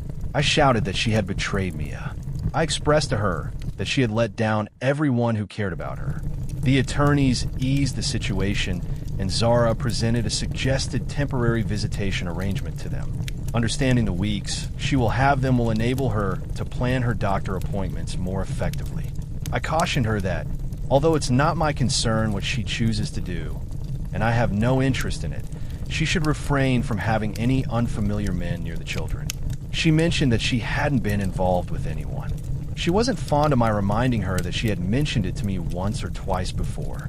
Yet she vowed that when the moment arrived, she would protect the children from everything. I inquired whether anyone besides Harper was aware of her infidelity towards me.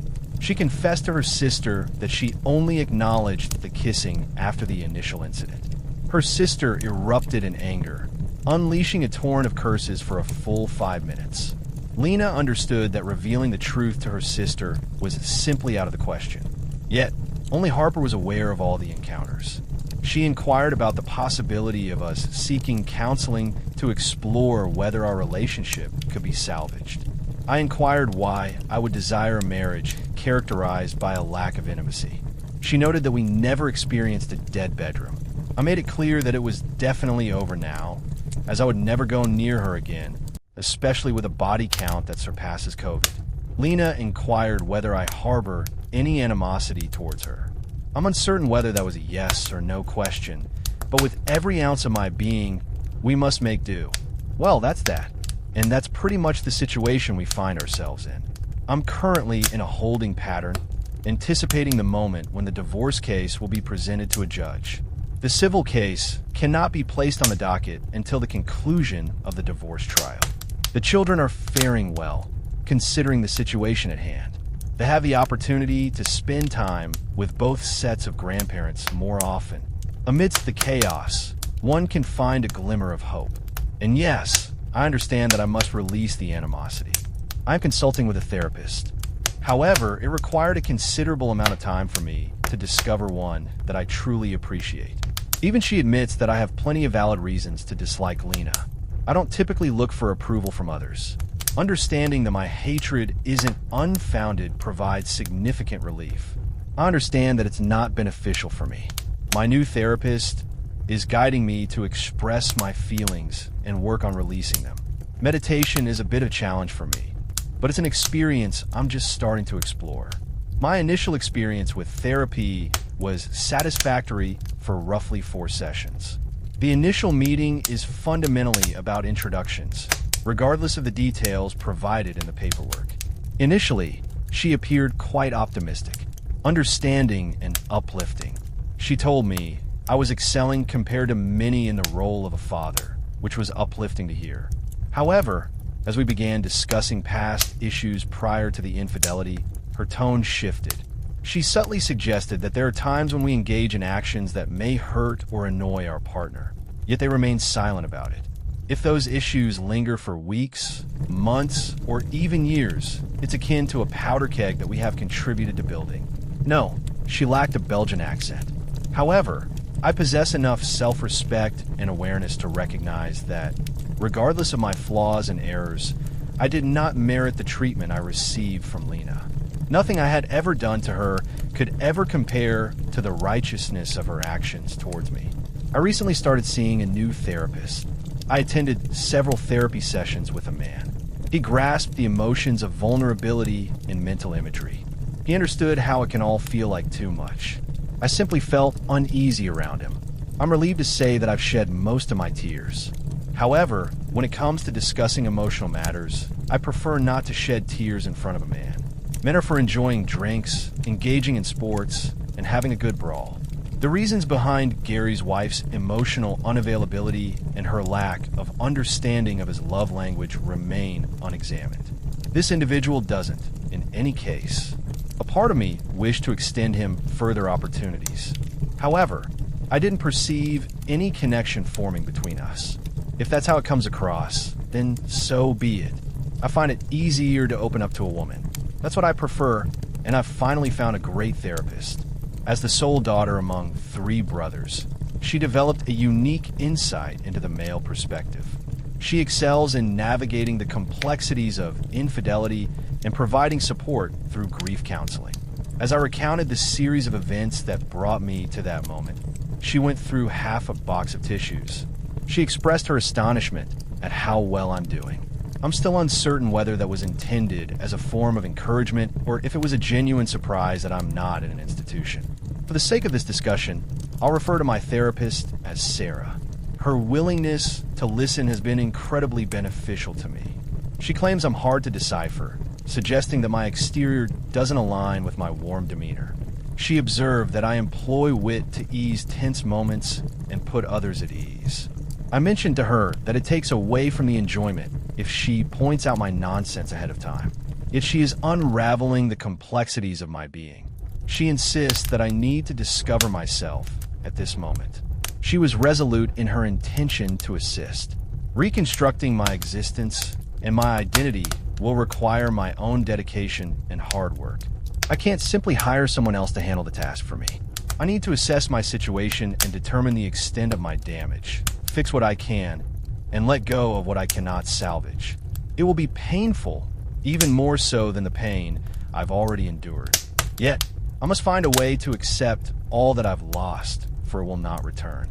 The children have individual sessions with their therapist for 40 minutes each, followed by a joint session for 40 minutes with all three of us, occurring twice a week. They have been performing exceptionally well. The therapy is helping them confront the unavoidable reality. I had some reservations about how family therapy would unfold, given my feelings towards their mother. I have remained quiet during sessions when they have shared their feelings of missing their mom or longing for our time together. I considered illustrating my pain with a doll, pointing out where Lena had hurt me, but dolls lack any true essence. At times, it seems like I've lost mine as well. I have made an effort to be friendly and rely on my friends. However, considering what lies before me, engaging in small talk seems rather insignificant. I understand that my friends might be weary of my constant venting. I would feel the same way. I've made an effort to hold back my frustration, yet the sense of betrayal continues to gnaw at me. It lingers persistently in my thoughts. Then, naturally, when we head out for drinks, they start highlighting this girl or that girl. While I recognize their conventional beauty, I find myself uninterested in pursuing any connection with them. In contrast to my wife, the hygiene concerns would entirely deter me from engaging in any hookup activity, even if the opportunity arose. Be assured, none of these young women has departed from any of the venues in despair over not being able to be with me. The absence of enthusiasm was completely shared. No one comes out at a disadvantage. However, this has not only influenced my perspective on women, it has transformed my view of humanity as a whole. I feel like I'm second-guessing everyone's identity and sincerity. Before all of this, Lena was someone I truly admired. It leads me to reflect on the individuals I have looked up to throughout the years, both men and women. She hasn't transformed me into a hater of women. Rather, she has shaped me into someone who distrusts humanity as a whole. Regardless of the shame or guilt she may carry for her actions, I am certain that engaging in intimate encounters with the next man will come effortlessly to her. She'll begin to nourish herself more, put on some healthy weight, and soon enough, she'll have admirers reaching out to her. What I'm saying is that she will transition into new sexual experiences effortlessly. That's not something I can manage. I will not proceed with that. I can't shake the feeling of being tainted both inside and out with the remnants of others that she has exposed me to. I sense that she has tarnished my essence, as my connection with her leaves me feeling sullied. She didn't merely extinguish her own allure, she snuffed out any spark of desire I had for intimacy altogether. As strange as it may seem, Lena was everything to me. Her beauty was captivating. I found no reason to glance at anyone else, and I believe that what we shared was truly unique. Beauty has lost its significance for me. My intellect understands the truth, yet my deeper thoughts perceive all women through the lens of Lena and Harper. And that is my challenge, whether it is just or not. I received a wonderfully uplifting message filled with encouragement. Then they expressed a hint of envy towards me as I approached singlehood, feeling financially stable. He mentioned that I wouldn't face any difficulties in connecting with women and that I would be seen as someone of high worth. I expressed my gratitude for his support, careful not to imply anything that might create anticipation or cause me anxiety. I understand that connections happen frequently, at all times and in all places. That matter lies solely with them and the individuals they connect with. It's not for me, but I admire their passion. I wouldn't appreciate a stranger, no matter how appealing, making physical contact with me. I value my personal space. I find it hard to understand how one could meet someone new at a bar or through an app and engage so briefly before becoming intimate. It astonishes me how people frequently decide to venture off, shed their clothing, and engage in intimate acts without any reservations. Clearly, in a landscape dominated by Tinder and dating platforms, my viewpoint stands out as unconventional.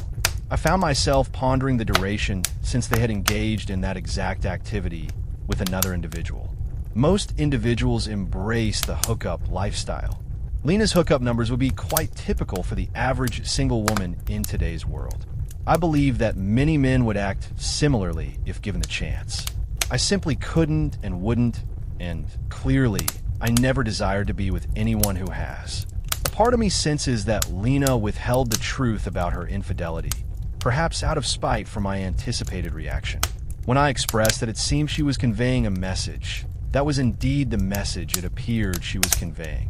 If I couldn't even entertain the idea of a second chance, she was bound to do precisely what would wound and repulse me the most.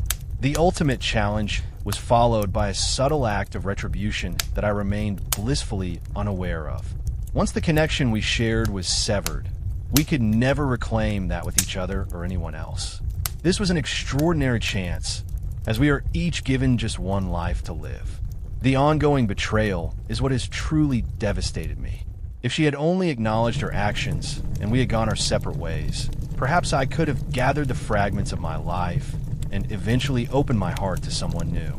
It feels as though she aimed to shatter me, ensuring that I'd never desire anyone else again, simply because she couldn't reclaim what was once ours. Wickedly clever. Regardless of the number of showers taken or condoms used, some foreign DNA found its way back to me. Repulsive. I wish for her to suffer greatly. When Lena and I were intimate solely with one another, each moment felt like a genuine and exquisite expression. Her initial betrayal shattered everything that had existed or could ever exist in a heartbeat. Any external physical engagement with either partner instantly tarnishes and corrupts the relationship, leaving a lasting impact in an instant. It's as if the connection is a refreshing glass of chilled milk.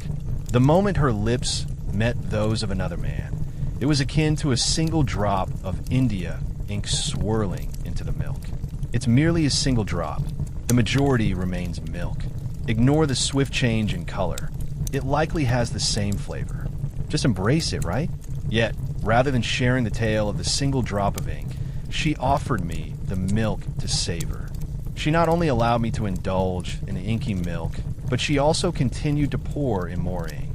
Some individuals resemble a glass of milk tainted by a single drop of ink. Lena has transformed into a glass of ink with just a single drop of milk added.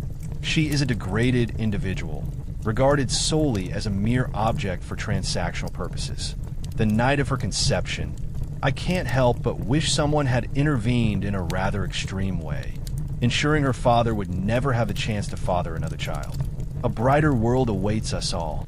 The experiences that typically excite others when it comes to new relationships fill me with overwhelming anxiety. I recall feeling those delightful butterflies with Lena. The sensation left me feeling queasy. I found myself adjusting to the presence of someone as lovely as Lena, who I had feelings for, encroaching upon my personal space. It's not about self-worth. We were both engaging with one another yet inherently reserved. Discovering the art of kissing, experiencing that intimacy for the first time, I needed to take my time.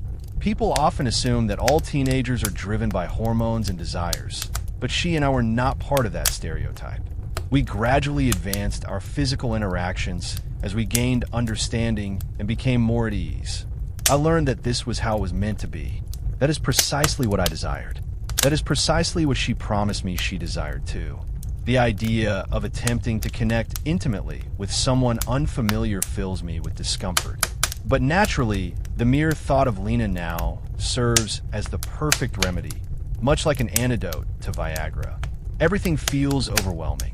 Each passing day, I feel a growing sense of shame about belonging to humanity. My journey was not meant to unfold like this.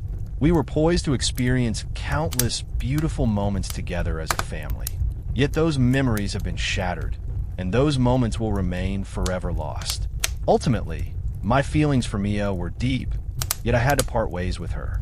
Our connection felt imposed from the very beginning, leaving us both with little choice in the matter. By embracing her, I'm expressing that if the opportunity arises, just as I have embraced my own journey, I would choose her as my daughter time and time again. When the judge inquires if she wishes for me to adopt her, it will be her, filled with all that love for me, coming back. Complete circle, matters arranged properly, or as properly as they may allow. I will never be her father. That title is held by a man who roams about, oblivious to the fact that he has a 6-year-old daughter. Yet, I am the sole father she will ever recognize. guardian, and sustainer, enduring beyond any formal duty that might have expired. I took the necessary steps to maintain my peace of mind, despite the doubts and accusations of cruelty from others. I have taken the steps I believe necessary to enable Lena's two most affected individuals to assert their ownership of what was never genuinely theirs. I recognize that I've erred in my approach to certain situations. I won't realize they were errors until much later on. However, I have put forth my utmost effort. I will attempt to provide another update when I can, once additional matters are resolved. I appreciate your patience regarding the delay in updates and the extended length. I will strive to improve in both areas as the kids and I move ahead together. Gratitude and tranquility to everyone. Update 4 in a bid to keep my commitment to more frequent updates with concise posts. I trust this will achieve both goals. I sincerely apologize if any of my earlier posts led to discomfort or distress. I want to make it clear that causing any misunderstanding was never my intention. A commenter on my last post inquired about Harper and whether I've had any interactions with her. To ensure clarity for everyone, I'll sumline the current situation here as well. Since that fateful morning, I have neither seen nor communicated with Becca at all. I am unsure of her current significance in Lena's life. I'm not certain about their interactions, but I would assume they've been in touch. The children have not brought up Harper in any way. The information I possess is limited to what has been shared with me, which isn't much. Yet, a few weeks after chaos erupted, I opened up to an old friend about the situation at hand. I selected the friend I did because his wife is well known for her gossiping ways. She is also a dear friend of mine. I felt no remorse in leveraging one of her less favorable qualities to my advantage. For those unfamiliar, Becca runs her own salon, which, when fully staffed, employs 9 individuals in addition to herself. As news gradually circulated among the circle of friends, 2 stylists departed from Becca's salon. I'm unsure whether they departed for better opportunities or as a statement regarding her part in the collapse of my marriage. Yet I can hold on to hope. Once everything is settled, I will be sharing her secrets openly and repeatedly. If that leads some individuals to choose not to work for her or visit her salon, that's perfectly fine. However, I must hold off on confirming whether my actions will cause her any distress. I happened to encounter Lena's sister while I was at the grocery store. She embraced me and expressed her regrets for her sister's foolishness and lack of morals.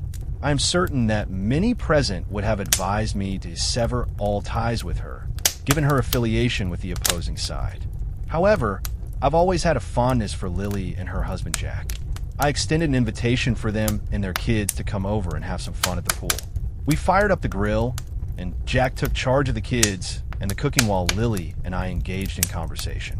We took great care to ensure that none of the children could catch wind of our discussion. Fortunately, their attention was captured by the pool and an abundance of delicious food, allowing us to engage in a lengthy conversation. To cut to the chase, Lena's family was aware that she had been unfaithful to me with multiple men, but Lena spun a tale for them when it came to any confessions about body counts. Lily and her parents learned that Lena had engaged in a few brief relationships after James's birth until her indiscretions were discovered. When she referred to a couple, I inquired about how many Lily thought constituted a couple. She responded with 2 or 3. I retrieved the folder filled with text conversations between Lena and the men she had been intimate with, so Lily could take a look. As she flipped through the pages, I detailed how we had confirmed 47 different individuals with whom Lena had been involved since James's birth. I emphasized that those 47 were merely the beginning. As we were aware, she frequently organized one-night stands through different phone applications. Lily was at a loss for words upon hearing Lena's confirmed body count. She felt an urgent need to reach out to her parents to share the news and to unleash her frustration on her sister. Lena's unwillingness to disclose the number of men she had been unfaithful with was more than enough troubling information to process. It dawned on me that no one in Lena's family had been informed that I am not Mia's father. I couldn't tell who was more frustrated about that situation, Lily or myself. But Jack had to pause his grilling to tend to his wife, who was unable to contain her tears. She approached my side of the picnic table enveloping me in a hug while expressing her apologies over and over again. Jack was taken aback. After ensuring Lily was all right, he gave me a reassuring pat on the back and mentioned that we would head out for drinks later that week. My soon-to-be ex-wife might be quite unpleasant. However, her family and those who joined through marriage appeared to be truly exceptional. However, I will remain vigilant regarding the level of trust one extends. I shared with her the details of that morning and how I discovered the paternity results. She was utterly astonished, to put it mildly, when she expressed her desire for me to have punched Becca right in the nose. I found myself needing to get Lily's take on Becca. Lily expressed that she never had a fondness for Harper, even during their childhood. Lily is 4 years older than Lena, Becca, and I. During our freshman year in high school, she held the status of senior. Lily mentioned that she had caught Becca stealing makeup from her room on multiple occasions. Yet Becca showed no remorse. She expressed her disdain for Harper, citing her manipulative nature and her penchant for stirring up drama in the lives of others. She mentioned that she had made an effort to be a guiding figure for Becca, particularly following the divorce of Harper's parents. However, Lily remarked that she had always been an unappreciative little brat who refused to heed anyone's advice. I inquired whether she was aware that Lena had originally wanted Becca to be her maid of honor. Her silence spoke volumes, and the chaotic flow of her thoughts revealed her oblivion. I shared with her the details that Lena had conveyed to me through her letter and during meetings with the attorneys. She was just as taken aback by Lena's reasoning as everyone else. She remarked that their upbringing hadn't shaped them in that manner. She mentioned that her sister had proclaimed her desire to be with no one else but me long before we even reached high school. I'm uncertain whether this indicates that Lena was misleading herself from an early age or if her feelings evolved over time. I believe that genuine love cannot coexist with the willingness to share one's body with others. Perhaps the affection was always a facade, or it had faded away long before I became aware of it. Lena asserts that her heart is mine now and has always been so. I've come to realize that was complete nonsense, and I question whether she was ever truly capable of love. It's irrelevant at this point, naturally. If her heart genuinely belonged to me, I would be offering it up for sale to the highest bidder, fully aware of its flaws. Following lunch, the children continued their play, allowing me the opportunity to engage in an extended conversation with Jack and Lily. She updated him while I stepped out to fetch ice cream for the kids and serve them. Upon my return, I noticed the glimmer of tears in Jack's eyes, and he enveloped me in a heartfelt, brotherly embrace before I settled back into my seat. He inquired about the man I found Lena with and the extent of the damage I caused. All I could convey was that when I departed, the man was out cold, and his left lower eyelid resembled that of a hound dog, sagging noticeably. I was never contacted by the police. It was clear to me that his friend had never brought him to the authorities. Yet, I was aware that his orbital bone fracture would necessitate surgery, and I never received the bill. Jack suggested that I ought to have taken the guy's life. I mentioned to him that if Lena and Becca hadn't clung to me, I likely would have succeeded. However, I'm pleased that I refrained from doing so. Jack inquired whether anyone had any insight into the true identity of Mia's father. I explained that the soon-to-be ex had been involved with far too many guys to keep track of. However, I informed him that the search will intensify once all divorce and civil proceedings are finalized. They were both pleased to learn that Lena would face significant consequences in the divorce. Both were relieved to realize how much therapy had benefited all three of us. When I expressed my concern about Lena returning to work so she could manage her child support and any civil fines she might owe, they found it amusing.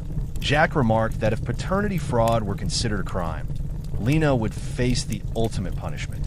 I told him that Lena might as well have committed maternity fraud because any woman capable of what she did was no mother at all. Approximately an hour after their departure, my phone began to inundate me with calls and messages. The caller ID indicated that both of Lena's parents were trying to get in touch, alongside calls and messages from unidentified numbers. Lily called and I picked up the phone. I could hear her voice, though it was drowned out by the cacophony of screams and shouts surrounding us.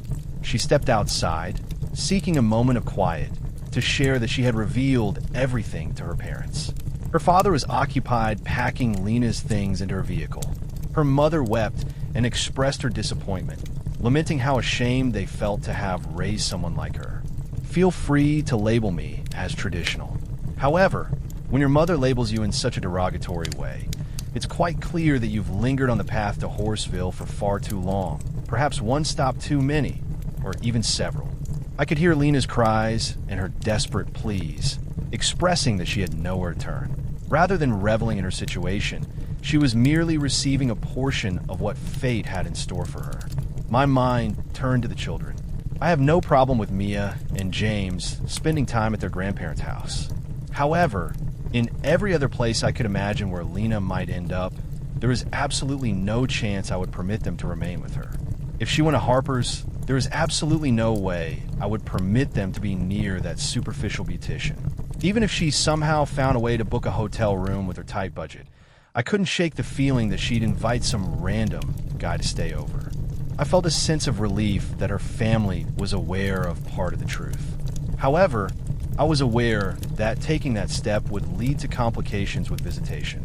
However, if she failed to secure a stable and safe environment, I was aware that the court would not permit any kind of unsupervised visitation. Having the chance to see her children for an hour or two under supervision every other weekend was going to be painful. It was a pit she created for herself with deceit and a tormenting abyss. Whether it was a homeless shelter or the gutter itself, I didn't care then, and I still don't care now. Lily and I were still on the phone when I heard Lena step outside and inquire if it was me on the line. Lily inquired about what I wished her to convey to Lena. I might have been better off keeping the truth to myself, as Lena quickly grabbed Lily's phone and started to beg me. She inquired about my relentless pursuit to ruin her existence. I just responded because she had ruined mine. She insisted that I could reclaim my life if only I would forgive her. I expressed to her that life had come to an end and had never truly been real because of her deceit. Once more, she deceived me and professed her love. I expressed to her, perhaps not as artfully as I intended, that the sole things she cherished in this life were herself and physical pleasure. She maintained that none of them held any significance for her. I expressed to Lena that they held greater significance for her than her own safety or that of her family. Otherwise, she wouldn't have repeatedly taken such risks. She inquired about my decision to inform her sister and parents. I inquired why she had chosen not to be truthful with them regarding everything, particularly about my relationship to Mia. She shouted at me, claiming that I am her father. I retorted fiercely, asserting that I am Mia's father and will forever hold that title. However, she ought to have, at the very least, shared the truth with her family. She mentioned that her parents were rejecting her and forcing her to leave. I informed her that I had heard. I was pleased to learn, and I was determined to do everything within my capability to exacerbate the situation. She expressed her love for me and questioned how I could be so unkind to someone who cares for me deeply. I mentioned to her that she ought to have been pondering that question 6 years prior. I expressed to her that I understood her feelings of regret, as she was on the verge of losing everything and the truth was finally coming to light. However, I clarified that her actions justify both being ostracized and spoken about negatively. What she was enduring from her family is precisely what she truly merits. Hawthorne tarnished the reputation of Scarlet Letters. She would certainly be a deserving contender. 3 days later, Zara reached out to inform me that Lena's attorney had called to arrange another meeting. We arranged that meeting for last Friday at Zara's office. I certainly didn't wish to witness her conversing with her. However, I was aware that being fundamentally without a stable home would affect the decisions made regarding judicial custody. Once we settled into our seats, her attorney revealed that Lena had been residing in her vehicle ever since her parents had thrown her out. I inquired why she chose not to remain at Harper's, considering that the person had played a role in her predicament. Lena remained silent. Lena inquired whether there was a possibility for her to return home or if we could consider marriage counseling. I advised her to consult her parents about the possibility of returning home. The home where she and her children resided was strictly off-limits to any unsavory characters. She and Becca were to keep their distance. When it came to MC, she had the liberty to experiment with anyone foolish enough to take the plunge and marry her next. Yet, I was convinced that she would never be loyal to anyone after having lived so recklessly for such an extended period. Her attorney took issue with my choice of words and the severity of my expression. I confronted him about his questionable choices, calling him out for representing someone so unrefined. I asked if she was managing her expenses through OnlyFans or if she was simply using her charms on him. Zara placed her hand gently on my shoulder, seeking to ease the tension, and inquired if we could all strive for a more civil discourse. I requested a pause because I had already prepared my next verbal barrage and I needed to release some tension.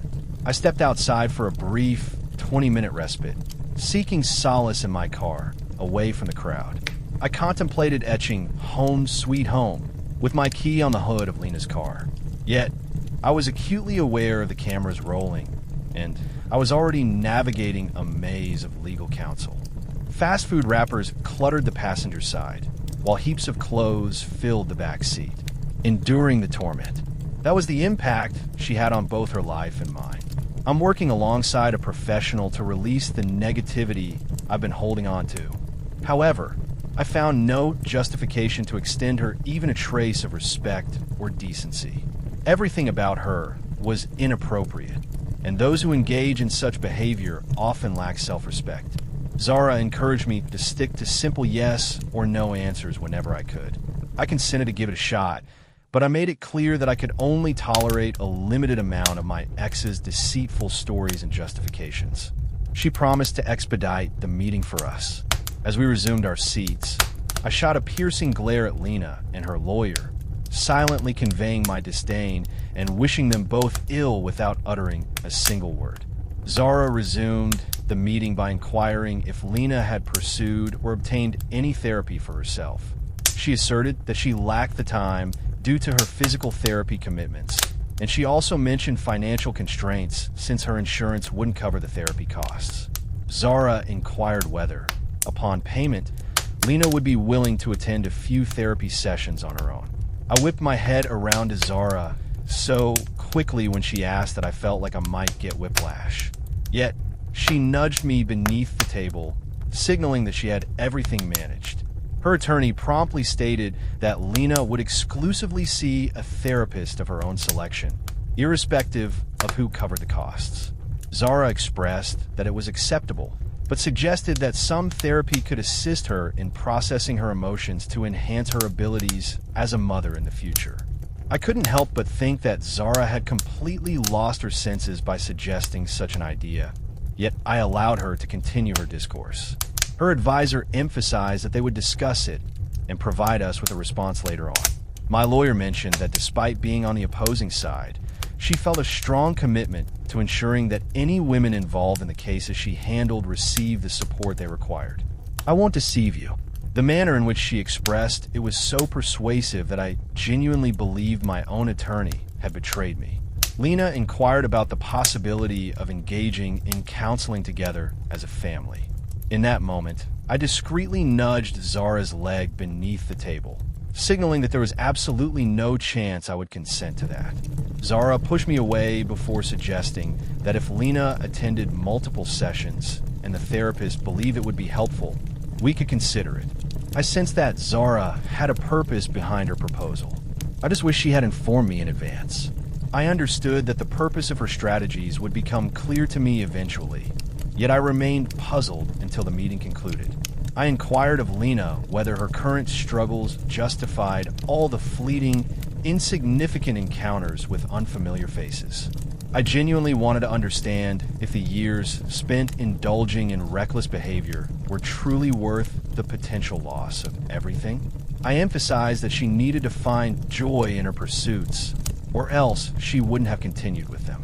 I genuinely wished to understand if those experiences justified the loss of a devoted husband and the custody of her children. She started to cry what seemed like genuine tears before telling me no. I inquired whether she experienced any genuine sense of shame. It was clear she was burdened by a heavy sense of regret, puerilely for the fact that she had been discovered. But I was curious if she experienced any shame about the eventual revelation of every scandalous detail of her sordid adventures. She asserted that she absolutely did, particularly now that her family was aware. I inquired whether she genuinely believed she could conceal the truth from her family indefinitely. She expressed her desire to maintain the situation under wraps until she returned to work and secured her own place. Yet, she was aware that the truth would surface in due time. She expressed regret for causing me pain, insisting that it was never her intention to do so. I told her she didn't hurt me. She utterly shattered me. I expressed to her that each day, from dawn till dusk, I am engulfed in pain. It resides deep within me, yet I can sense it coursing through my joints and muscles. Yet, Advil offers no solace. My heart is shattered, and her poison has infiltrated my very being, spreading through my limbs. On a good day, I experience a sense of detachment. On a challenging day, the strain envelopes my being. Sometimes, depression manifests as physical pain, and there are days when I awaken with an inexplicable soreness. She wept as I conveyed the anguish her actions were causing me to suffer. I asked her to explain what I had done to deserve such a deep and harsh betrayal from her. She wept even more intensely. I inquired about her perspective on what she believed she was entitled to from me in life, considering the actions she had taken. Not what she desired, what she believed ought to occur to someone who completely ruined her existence. She started to weep uncontrollably. I had grown weary of the tears and the absence of clarity. I had reached my limit. The meeting concluded with Lena's attorney attempting to usher her out of the office while she persistently pleaded for my forgiveness. I repeatedly urged her to leave and find her way home, as our conversation had reached its conclusion. Once they finally left the premises, I had Zara clarify why she suggested that I cover the cost for Lena to see a therapist. She clarified that taking such action would be viewed positively by the court. However, it was evident that Lena was struggling and not managing her life effectively. If a professional suggested or insisted that she should be hospitalized for her own well-being, then so be it. In a state of distress, it can be quite simple to find oneself admitted to a facility, even if just for a night. Enabling her to consult with a professional could provide her with the assistance she needs, and it might also offer us insight into the extent of her distress. For over 6 years, she misled me about every aspect of my existence. I harbor no remorse in concealing my genuine motives for wanting her to consult a therapist. If she believes that family therapy might be a way to encourage her participation, then let it be so. Lena excels at creating her own downfall. I trust that this will persist. Indeed, I understand that this update was quite lengthy. Yet, it was as succinct as I could possibly render it. The children are both thriving. James takes to the mound as a pitcher, leveraging his height as the tallest player on his team. He performs admirably from the mound and competes effectively within the expanded strike zone. Next week, I'm bringing him along with Jack and his 2 sons to watch the Sox take on the Tigers. Miss Mia remains as lovely and kind as always. She adores the pool, and it's been wonderful hosting friends and their children to share in the fun. I aspire to nurture 2 children who are fully engaged in life, rather than glued to their screens. That could distort their sense of belonging to the extent that they feel alienated from society. But they'll be my uniquely shaped children. I appreciate everyone's kind words and support. Each day appears to present a fresh obstacle. However, the awareness that I have countless supporters behind me conveys a depth of feeling that words alone cannot capture. Gratitude and tranquility to everyone. Some individuals seem to think that Lily and her parents were aware of Lena's betrayal before I was. I informed her parents about discovering her infidelity on the very same morning I spoke to my own parents. They were completely unaware of her actions until I revealed them. It wasn't until later that I discovered Lena had been unfaithful with several men, one of whom turned out to be Mia's father. I took it upon myself to let Lena know that I am not Mia's biological father. I simply thought she had informed her family. When her dad mentioned those men, I figured he was aware she'd had enough experiences to warrant a review for her vagina. Her family holds a special place in my heart. I wish for them to feel less pain over this than they already have. I have never wished to exacerbate their pain. Lena confessed to a few brief relationships to them, and that was all. I aimed to shield Mia, believing she would quietly inform her family. I severed ties with them and have been relaying messages through Emily and Zara. Before meeting Lily, I hadn't engaged in a meaningful conversation with anyone from her family. We discovered that Lena was wishing for it to remain unchanged. I apologize for any misunderstanding. Just a final note, a few weeks back, I logged into this throwaway account for the first time in nearly a year. Numerous messages and comments have come in asking about the well-being of the kids and me, as well as the outcome of our situation. A significant part of me yearned to dismiss them entirely, to disconnect and never return. I have successfully realigned my life and my children's lives, recognizing that focusing on the past only obstructs our journey ahead.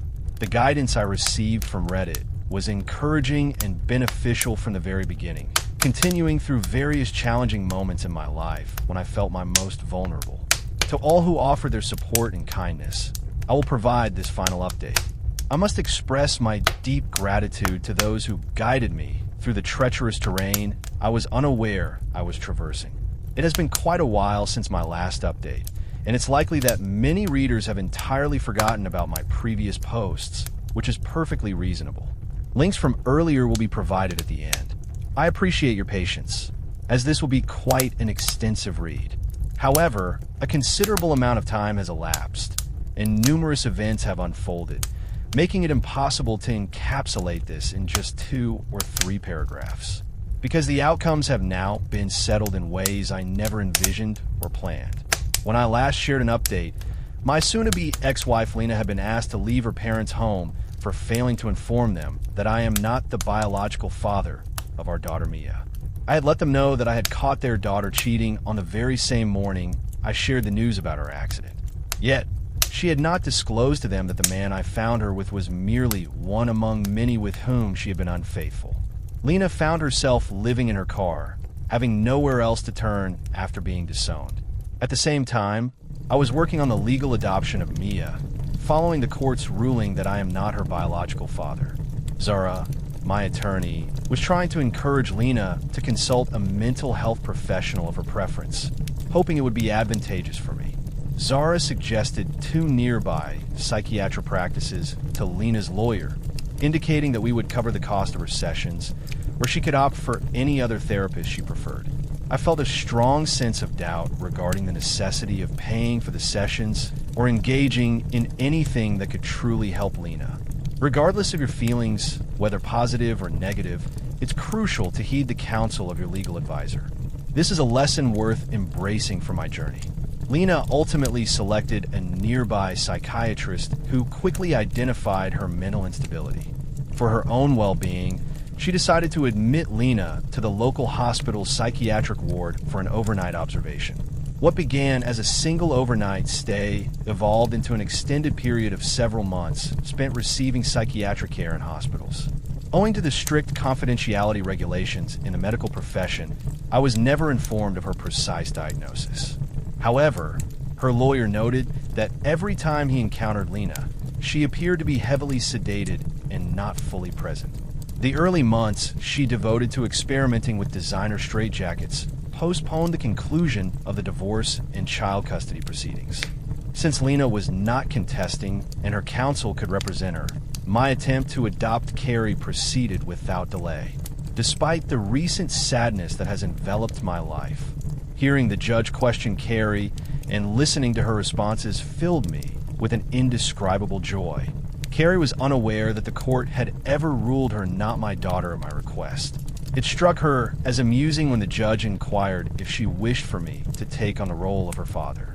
My pride in her was immense, even if she couldn't grasp the reason behind it. She felt a wave of joy when I expressed my love for her, embracing me tightly as her adopted father for the very first time.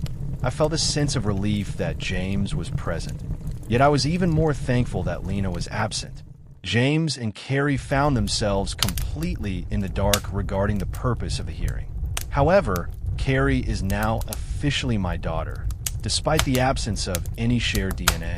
Seeing Lena cheat stripped away every ounce of affection I once felt for her. Until I could finally be with Carrie again, I was filled with a deep fear that her mother's actions would cause me to lose all affection for her or even harbor resentment. Experiencing that love for her once more was an immense relief. I wouldn't have been at fault if I couldn't move beyond that, regardless of what others might claim. If the legal system deems paternity significant enough to compel a man to support a child that is his, it equally holds that a man should not be obligated to accept a child that is not his own. But I truly needed Carrie in my life. I'd already lost so much, and she deserved a father who had loved her from the very beginning. To be truthful, there will forever be a small fragment of my spirit that feels fractured because she is not my biological daughter. It's beyond expression how heartbreaking it was to discover and come to terms with that reality. I am fully aware that I am giving my utmost effort as a parent in this circumstance. I hold the conviction that the time spent with children and the love shared with them far outweighs any material possessions a parent could provide. That will forever remain my priority. Aside from Lena's mental challenges, there was genuinely no reason for the divorce to remain unresolved. She wouldn't receive a cent from me, and even her own attorney conceded that, given her circumstances, she had no chance of obtaining custody at that moment. Should she ever escape her padded cell paradise and discover a secure place to reside, she might seek the court's permission to obtain some form of visitation and custody. The court designated a legal aid to affirm that Lena was aware of her actions. Her attorney facilitated the signing of the divorce documents in the presence of witnesses and ensured they were notarized. A week later, I found myself in court with Zara, where the attorneys worked to have the judge finalize certain matters. 2 weeks later, I was officially free from the greatest error and drain of my existence. I ought to have felt joy about that, and indeed I did. Signing the papers marked the definitive end of our marriage. Still, it seemed to lack the excitement one might expect. I was astonished by the unwavering stance Lena's family took in disowning her once they learned of her actions. I believe part of that was motivated by their desire to remain in my favor, allowing them to spend time with the children. Although her parents and sister were aware of her stay in the psychiatric ward, they never made an effort to visit, and neither did I, of course. However, it was clear from my conversations with her parents just how repulsed they were by their daughter's immoral behavior. They felt a deep sense of shame at the thought of others discovering the reckless choices their daughter had made. I could relate and feel for them. Realizing that Lena had been through more experiences than an oscillating lawn sprinkler in July filled me with a sense of shame about my past intimacy with her. Lily ensured that everyone was aware of the antics her sister and Harper had been up to, stopping just shy of mentioning any paternity fraud, of course. Through the channels of social media and the intimate exchanges with friends, tales of their adventures began to circulate. In just a month, word spread like wildfire about her years of deceit and moral failings, and everyone began plotting how to confront her if they crossed paths once more. It was somewhat embarrassing for me to realize that everyone was aware of how naively I had placed my trust. Ultimately, in a relationship, it's all about trust. She had never provided me with any reason to doubt her. It was only a few months prior to my discovery that the thought of her infidelity ever crossed my mind. Looking back, several warning signs went unnoticed, yet she skillfully concealed her actions. Clearly, I should have ended the girl's nights out once her depression lifted, simply out of principle. That night, when she stayed out until dawn, marked a unique moment, one that had never occurred before. She would reach out if she anticipated being 15 minutes late, a situation that occurred very infrequently. I felt a genuine concern, as that behavior was completely out of character for her, and my priority was to ensure her safety. I realized that many might perceive me as foolish or oblivious for not having figured this out sooner. By maintaining a purely physical connection and restricting the frequency of interactions with each man, She ensured that no paths were left to trace. She wasn't attached to her phone or overly cautious about it, and I never felt the urge to pry. She presented herself as the enchanting, devoted wife and nurturing mother. I wasn't the sole individual who fell for the ruse. Numerous friends have expressed their surprise to me in person about her infidelity, stating they would have informed me had they been aware. They were just as clueless as I was. If Lena had donned a dress without any undergarments on a breezy day, and the sound of the ocean reached everyone within a 40-foot radius, it would have been clear to me and to all others present. Yet, all that she portrayed to the world was nothing but a complete fabrication. They showed no interest in her, and it seemed that no one was concerned about her being confined to the ward for the remainder of her days. The issue with the lack of communication regarding Lena was that it caught us off guard. No one informed us when they made the decision to release her. Regulations barred the hospital from informing us because of the confidentiality between doctor and patient. I'm uncertain whether she managed to persuade the doctors that she was fine, or if they simply believed they had exhausted all their options to assist her. Yet, they set her free on a Tuesday, just before the clock struck noon. She managed to navigate her way from the hospital to her car, which was situated at her lawyer's office behind his residence. She got in her car and headed to the children's school. Upon learning that she was not permitted to see or check the kids out of school, she created quite a stir, prompting the school to contact me. I instructed them to contact the authorities and assured them I would arrive as quickly as possible. As I made my way to my car, I dialed Lily to inform her that her baby sister had vacated her Airbnb on Insanity Island. I mentioned to her that I was uncertain whether she had been released or had managed to escape, but I would discover the truth once I arrived at the school. She mentioned that she would reach out to her parents, my parents, and Jack to inform them about the situation and keep them updated. When I arrived, 2 police vehicles and an ambulance were stationed outside, their lights illuminating the scene. I maneuvered into a parking space, exited my vehicle, and made my way to the nearest officer.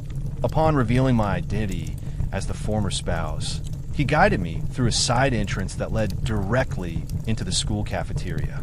I felt a sense of relief upon discovering that neither James nor Mia had been informed about the commotion in the front office, and that school had continued without interruption.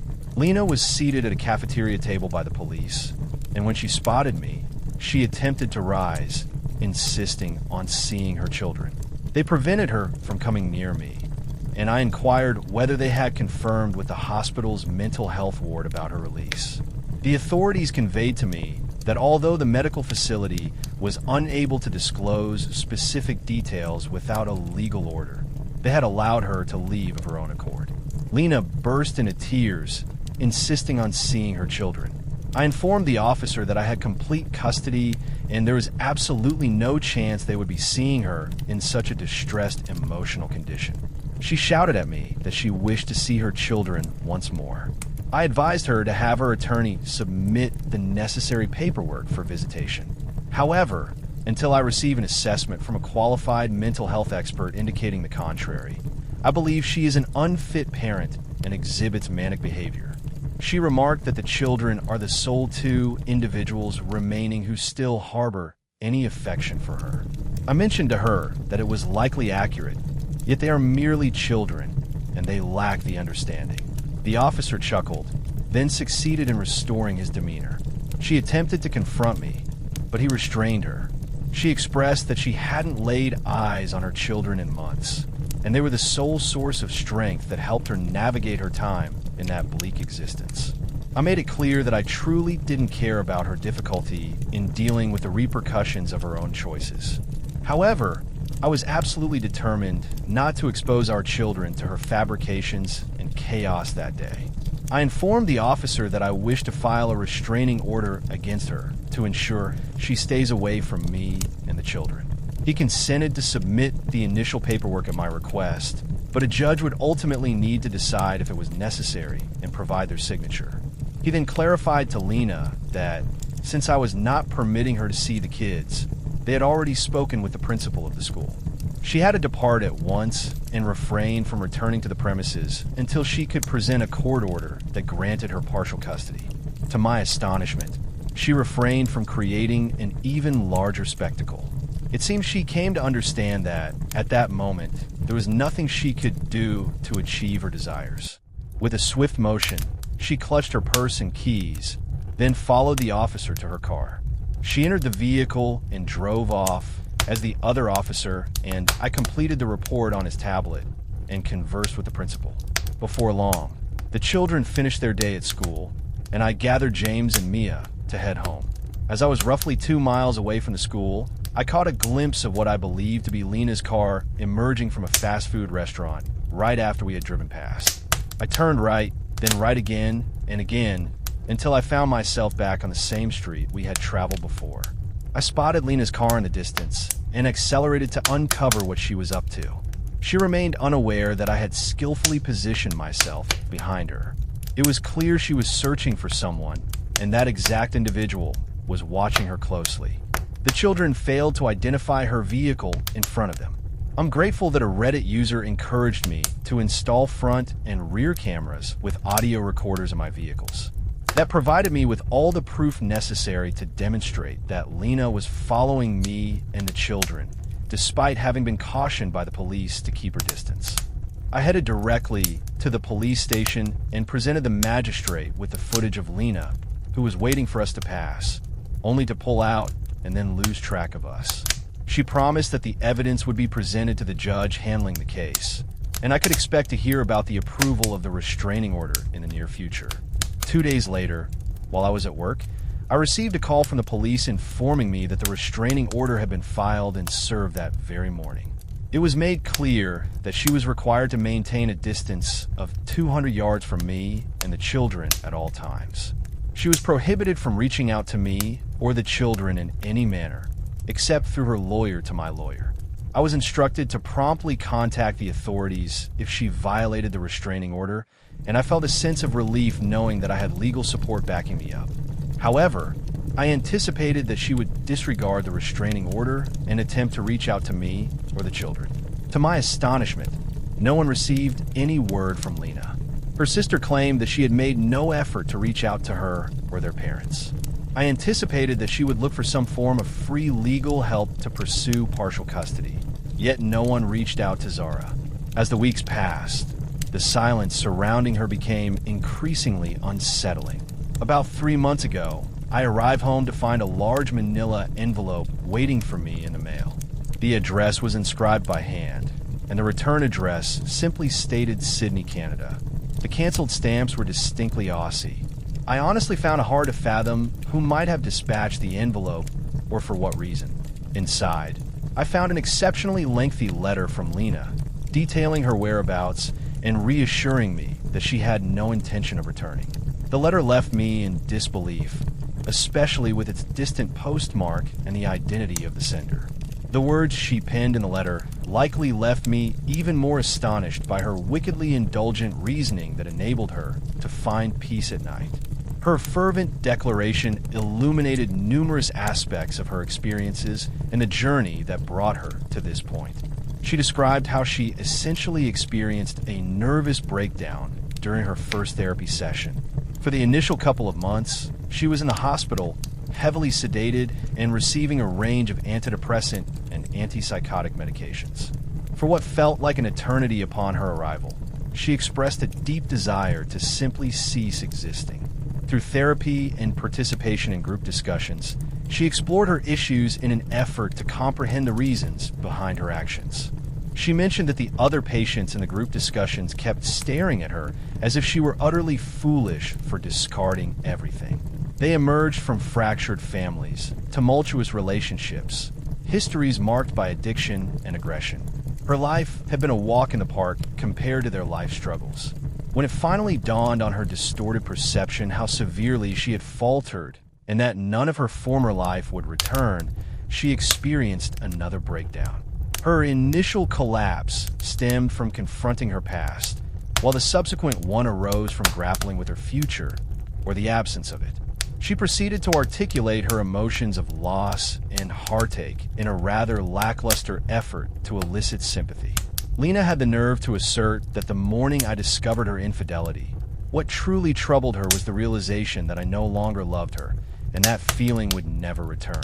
Throughout the years, she asserted that whenever guilt crept in regarding her actions, she would justify it by convincing herself that my love for her would wane if I were aware of her deeds, and her desire was for my unwavering affection.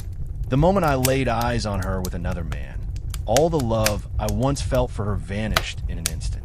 She expressed that the realization of my lost love shattered her heart, for despite everything, her feelings for me remained strong. She insisted that her past encounters with those men didn't diminish her feelings for me in the slightest. I can only imagine how she would have treated me if she truly despised me. She had the nerve to refer to me as her closest companion and soulmate. She was completely uninterested in forming any romantic bond with anyone except for me.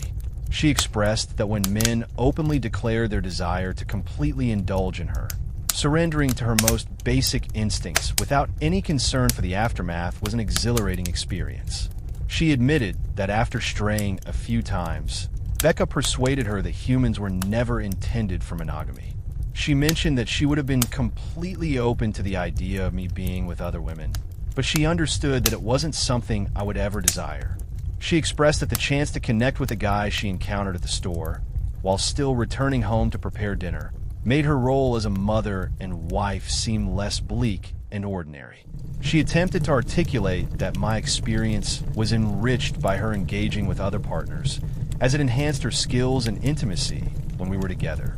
I would have much rather had a completely lifeless bedroom than be tied to someone who embodies the essence of a superficial party girl, complete with a tattoo that reads "next" and an arrow pointing downwards. What sort of man would engage with any woman who is so readily available? Those individuals are simply devoid of value as well. Next time, consider making a different choice instead of contributing to the dissolution of a family. Feel free to label me as traditional. I'm certain many who have encountered my narrative have labeled me that, and even more harshly.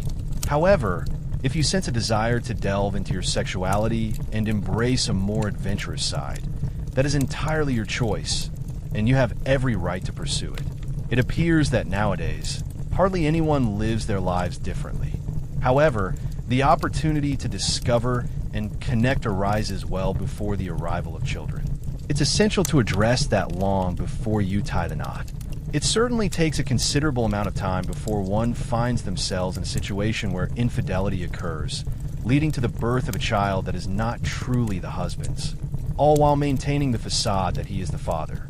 Yet, if venturing out, embracing wildness, and exploring your sexuality transforms you into someone only the most desperate would ever think to commit to, then so be it. If at any moment during our relationship Lena had expressed a desire to end things so she could pursue casual encounters with unfamiliar plumbers, I would have been completely accepting of her choice. That would have indicated to me that she did not possess the morality, loyalty, and trustworthiness I sought in a partner. If she had disclosed her true self during our time together, everything could have been averted. I wouldn't have given a second thought to who she was with or how many, as long as I wasn't included in that number.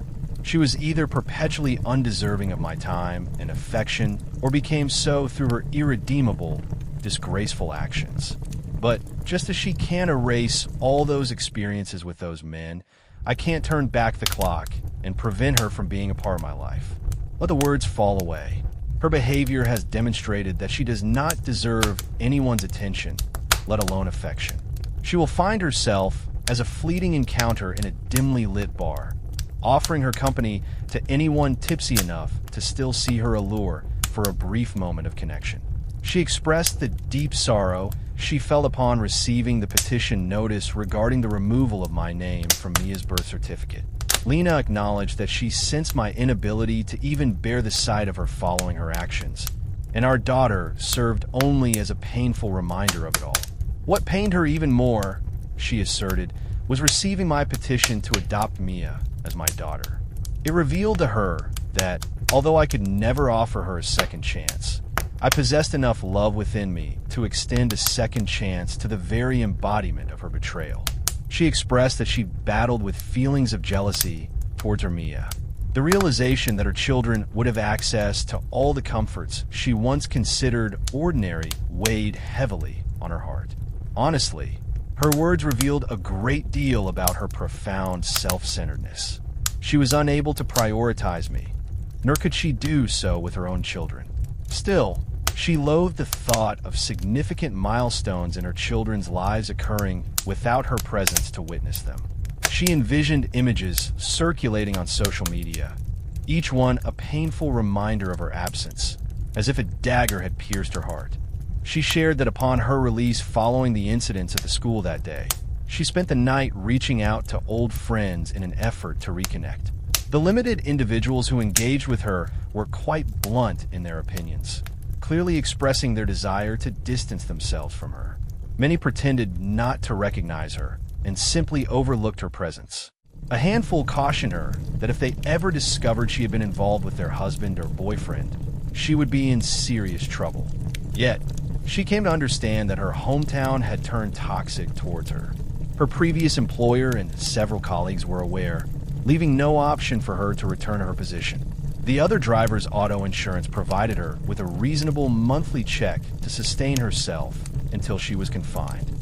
She was forced to discontinue her physical therapy, and the insurance company deemed the incident and her injuries as a settled matter. She was broke. Securing a job nearby to possibly catch glimpses of the kids was proving to be a slow process, and she found herself needing to navigate this challenge independently. In her quest for employment, she decided to pawn a few belongings to make ends meet. It was during this time that she encountered a man from Canada through an online platform. They exchanged messages for several days, during which he extended an invitation for her to come visit. She had been contemplating the idea of cashing in her 401k, yet the looming fear of facing a substantial tax penalty at the year's end held her back. The invitation to Canada was the catalyst for her to wager everything she possessed. She mentioned that he's quite a pleasant individual and has a son who is in need of a mother figure. The unfortunate child is stuck with Joan Crawford as a mother, and he's marrying Amber Heard. It's clear he remains oblivious to her actions and the extent of her abilities. She's as concerned now. She will gain Canadian citizenship, be free from IRS obligations, and will no longer be an issue for me. That was the final interaction she had, and I sincerely hope it remains the last one we ever share, keeping my fingers crossed. Part of me wonders if she misheard that Canada was established as a penal colony and thought they mentioned something entirely different. However, if it keeps that wild character from Canada away from me, she can carry on as she pleases. I just like being so casual. I feel for the people of Canada as yet another venomous species establishes itself within their ecosystem. Yet, these are the humiliations you must endure as a community for ridiculing the forces of planetary gravity time and again. Indeed, I feel a sense of joy at her departure, and I believe I am justified in feeling this way. However, Canada, truly, my thoughts and prayers are with you. It might be wise for everyone to consider retrieving some of those firearms. Amidst the challenges of administering antipsychotic medication and addressing STDs, she could potentially drain the resources of your entire socialized medical system. Clearly, I wish for her to keep her distance. However, the possibility of an arrest upon return for tax evasion, with the consequence being time served in federal prison, will ideally finalize the arrangement. My therapist has been quite beneficial for me, particularly in managing my anger, although I doubt anyone reading this would notice. During a particularly intense session, my therapist and I reached a profound realization. For an extended period, my frustration was directed more towards myself than it ever was towards Lena. Individuals often discuss the concept of forgiveness and its liberating effects on a person.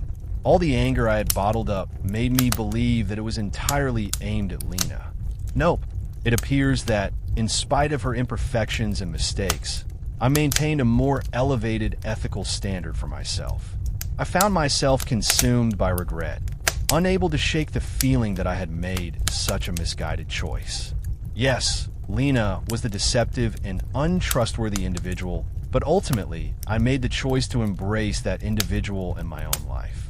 Without question, I would be far better off if I had never loved Lena. And I must say, Lord Alfred Tennyson was quite misguided. Many individuals inquired about Harper. After Lena was expelled from her parents' home, she indeed went to stay with Harper. It seems my ex believed Becca should have provided her with a place to stay, especially after playing a role in the breakdown of our marriage. Harper appeared to believe that her actions had merely facilitated Lena in pursuing her true desires, and she felt no obligation whatsoever towards her. It's a captivating subject for discussion, one that seemingly sparked intense emotions. I'm not sure who emerged victorious, but that friendship concluded with plenty of hair-pulling, colorful language, and some good old-fashioned punching. Regardless, news spread that Harper played a role in the downfall of my marriage, and it became difficult for her. I don't engage with any social media platforms. I don't view Reddit as social media either. However, I've heard that she faced being unfollowed, unfriended, and subjected to online harassment. In reality, 2 stylists left her salon because of her actions. The ones who stayed had clients inquiring about how they could continue working there or whether they would switch salons as well. After a month or 2, she found herself unable to cover the lease and ultimately had to shut down the business. The most recent update on Harper is that she was employed as a hostess at her brother's restaurant in Maine. When she departed from the town, I felt an overwhelming urge to demolish her condo, much like Forrest Gump did to Jenny's childhood home, because of all the unspeakable acts that took place within those walls. However, the residents in the other 2 units were not particularly enthusiastic about that notion. Several individuals hinted in their comments that there might be some chemistry or a connection between my lawyer Zara and myself. I suspected they were involved with meth. It appears that I remain as unaware as ever when a woman shows interest. Once the divorce was finalized, and with her not representing me in the civil suit that never took place, I decided to go out for drinks with her and a few others from the practice to celebrate. As the others departed one by one, she mentioned that she needed to discuss one final matter with me before my departure. I thought she would request a positive review on the practice's website or something similar. She caught me off guard when she expressed that after reviewing my case, she genuinely valued my loyalty and dedication to my wife, and that I continued to be devoted to my children. Throughout the divorce proceedings, she confessed that she had developed feelings for me, but felt unable to express them since she was serving as my attorney. She admitted that I was quite difficult to decipher, and she couldn't determine whether I felt any attraction to her whatsoever. Yet, she recognized a good man when he crossed her path, and she was determined to take her chance. It was quite a compliment to hear, particularly after discovering that you weren't sufficient for your wife to remain faithful, engaging with enough men to assemble 5 football teams. Zara mentioned it to me long before I presented her with a well-deserved, substantial bonus check. Despite my natural skepticism, I believe she was genuine in her words. She mentioned that if I ever felt like going out for a drink or having a chat, I should feel free to give her a call. Zara possesses striking beauty. I doubt any men could argue against that, except for those who are visually impaired.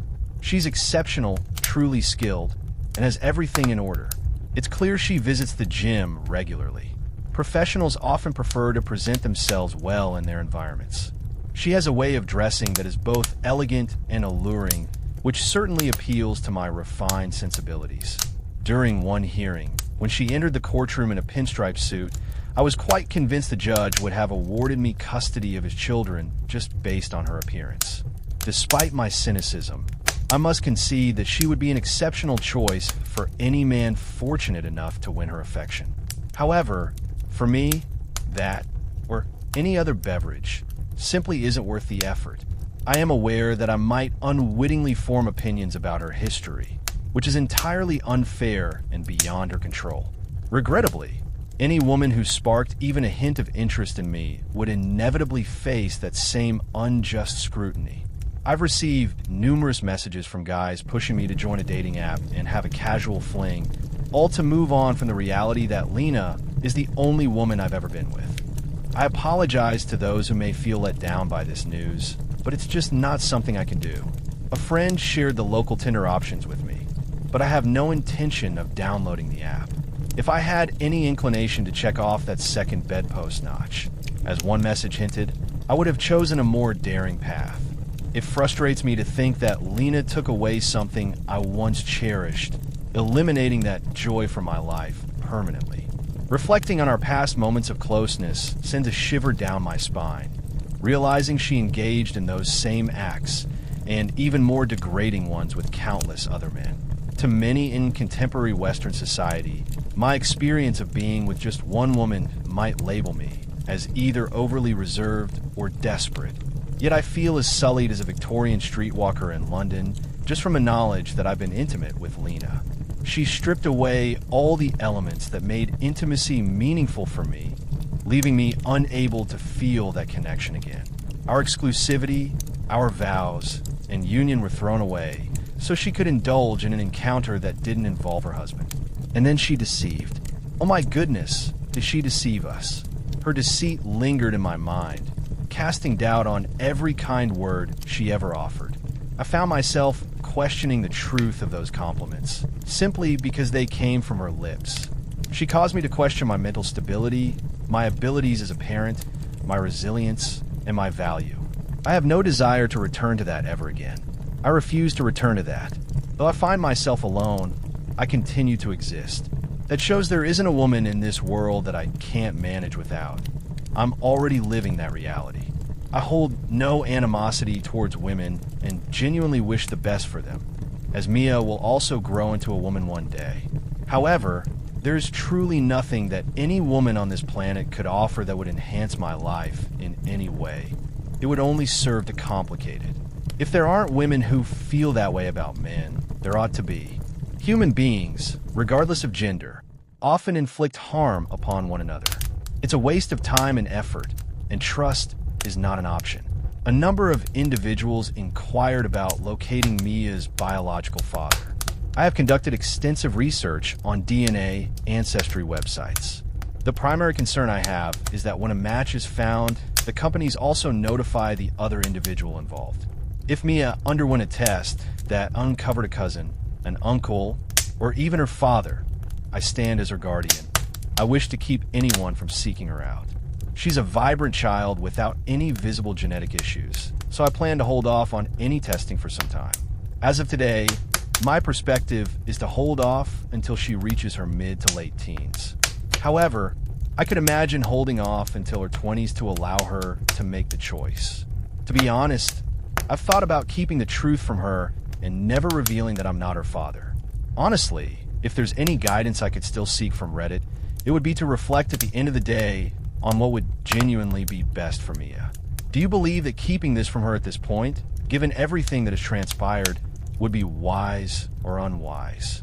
Should I hold off until she reaches her teenage years or turns 18 to share this and start the search? I have no concerns for myself. The truth is already clear to me. I'm working on getting ready for all possible future situations, whether they are positive or negative. What are the chances that she will have medical conditions that require her to be aware of her paternal medical history? Be aware that any DNA genealogy testing is likely to occur several years from now at the earliest.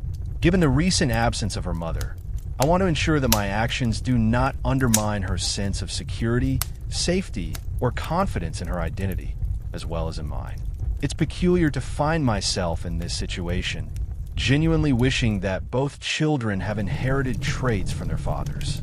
In conclusion, I would like to express my gratitude to Reddit user Kranik for the invaluable advice provided during my challenging experience. You may not be 187 years old, but regardless of your age, your wisdom surpasses that of many. You managed to dissect my past relationship and foresee the vulnerabilities I was exposing for her to exploit. When you mentioned her desperation, I took your word for it, but wow. Ultimately, Lena truly played with fire and discovered the consequences. I appreciate your support in helping her discover the truth. I extend my heartfelt gratitude to all those who guided me along the way or offered words of encouragement. Your support means the world to me. I intend to share this, allow for a half-day pause, and perhaps engage with some comments over the next few days. At that point, my narrative will be complete. I hardly ever think about Lena these days, as my new life keeps me so occupied without her. I prefer not to linger on past events for more than a couple of days. My children are everything to me, and I genuinely enjoy my work that keeps me engaged. The compensation is merely a perk for the opportunity to engage in something I love. To all Canadians who come across this, I sincerely hope I haven't caused any offense, as that was never my intention. It pains me to deliver this unfortunate news for your country. You all certainly didn't deserve this any more than I did. Just keep in mind that if she happens to get tipsy in a skirt without any undergarments and attempt to split at one of your venues one evening, you can gently sway her back and forth to release the suction, and she'll bounce right back up. I extend my gratitude to everyone who has taken a moment to read this. Wishing you a wonderful day or night ahead. For those who missed out, I'll keep this brief, but I had a session with my therapist during lunch today.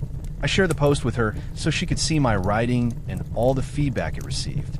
She truly appreciated you all for encouraging me to explore something with Zara. She encouraged me to proceed with caution while remaining truthful to both her and myself. After my session, I reached out to Zara to see if I could swing by and gather her insights on a few matters. Once I had left the kids with their grandparents, I made a quick visit to the firm to have a conversation with her. Once more, I find myself lacking in skills because I never had the opportunity to cultivate them. I'm unsure about the art of flirting. I'm simply myself. What I possess is a genuine spirit, a lighthearted approach, and a heartfelt nature. Upon discovering that I had no legal matters to discuss, a wry grin spread across her face. I mentioned to her that I had spent considerable time reflecting and conversing with friends since our last discussion. I confessed to her that I am completely terrified to open up and give her a chance. But I'm also completely certain I need to step up since she had the courage to take her chance. I mentioned that I struggled to see how everything would come together due to our differences. When she asked about the differences, I pointed out the kids and noted that she has none. She mentioned that she has enjoyed meeting my kids and inquired if I had any concerns about her not being a mom yet, to which I responded that I did not. I mentioned that I had a slight worry about her being so small and me being so tall, fearing I might inadvertently hurt her due to my clumsiness or something similar. She assured me of her resilience and remarked that significant treasures often come in petite forms. I felt a wave of nerves and responded that I wasn't ready to engage in sex at that moment, but I truly appreciated the offer. She flushed and erupted into hearty laughter. At least she appreciates my twisted sense of humor. In brief, we both have Friday and Monday free because of the holiday weekend. On Thursday night, I'll take us out for dinner at a lovely restaurant, and afterward, we'll head to a fantastic martini bar that I'm familiar with. This is just the beginning, and although I feel a bit anxious, I find a sense of ease when I talk to her and spend time in her presence. We will proceed at a measured pace. However, I find it challenging to engage with an audience, so this will be my final post, reply, or comment. If everything falls into place, that's wonderful. If it doesn't, I'm okay with that as well. I simply wish to avoid the feeling of disappointing anyone if things don't go as planned. I trust that everyone comprehends this. I sincerely appreciate all of you for supporting me through the difficult times my life turned into and for standing by my side. My therapist expresses gratitude as well. May you all experience love, success, and above all, peace for assisting a stranger online and piecing together his shattered life. Wishing you all the best.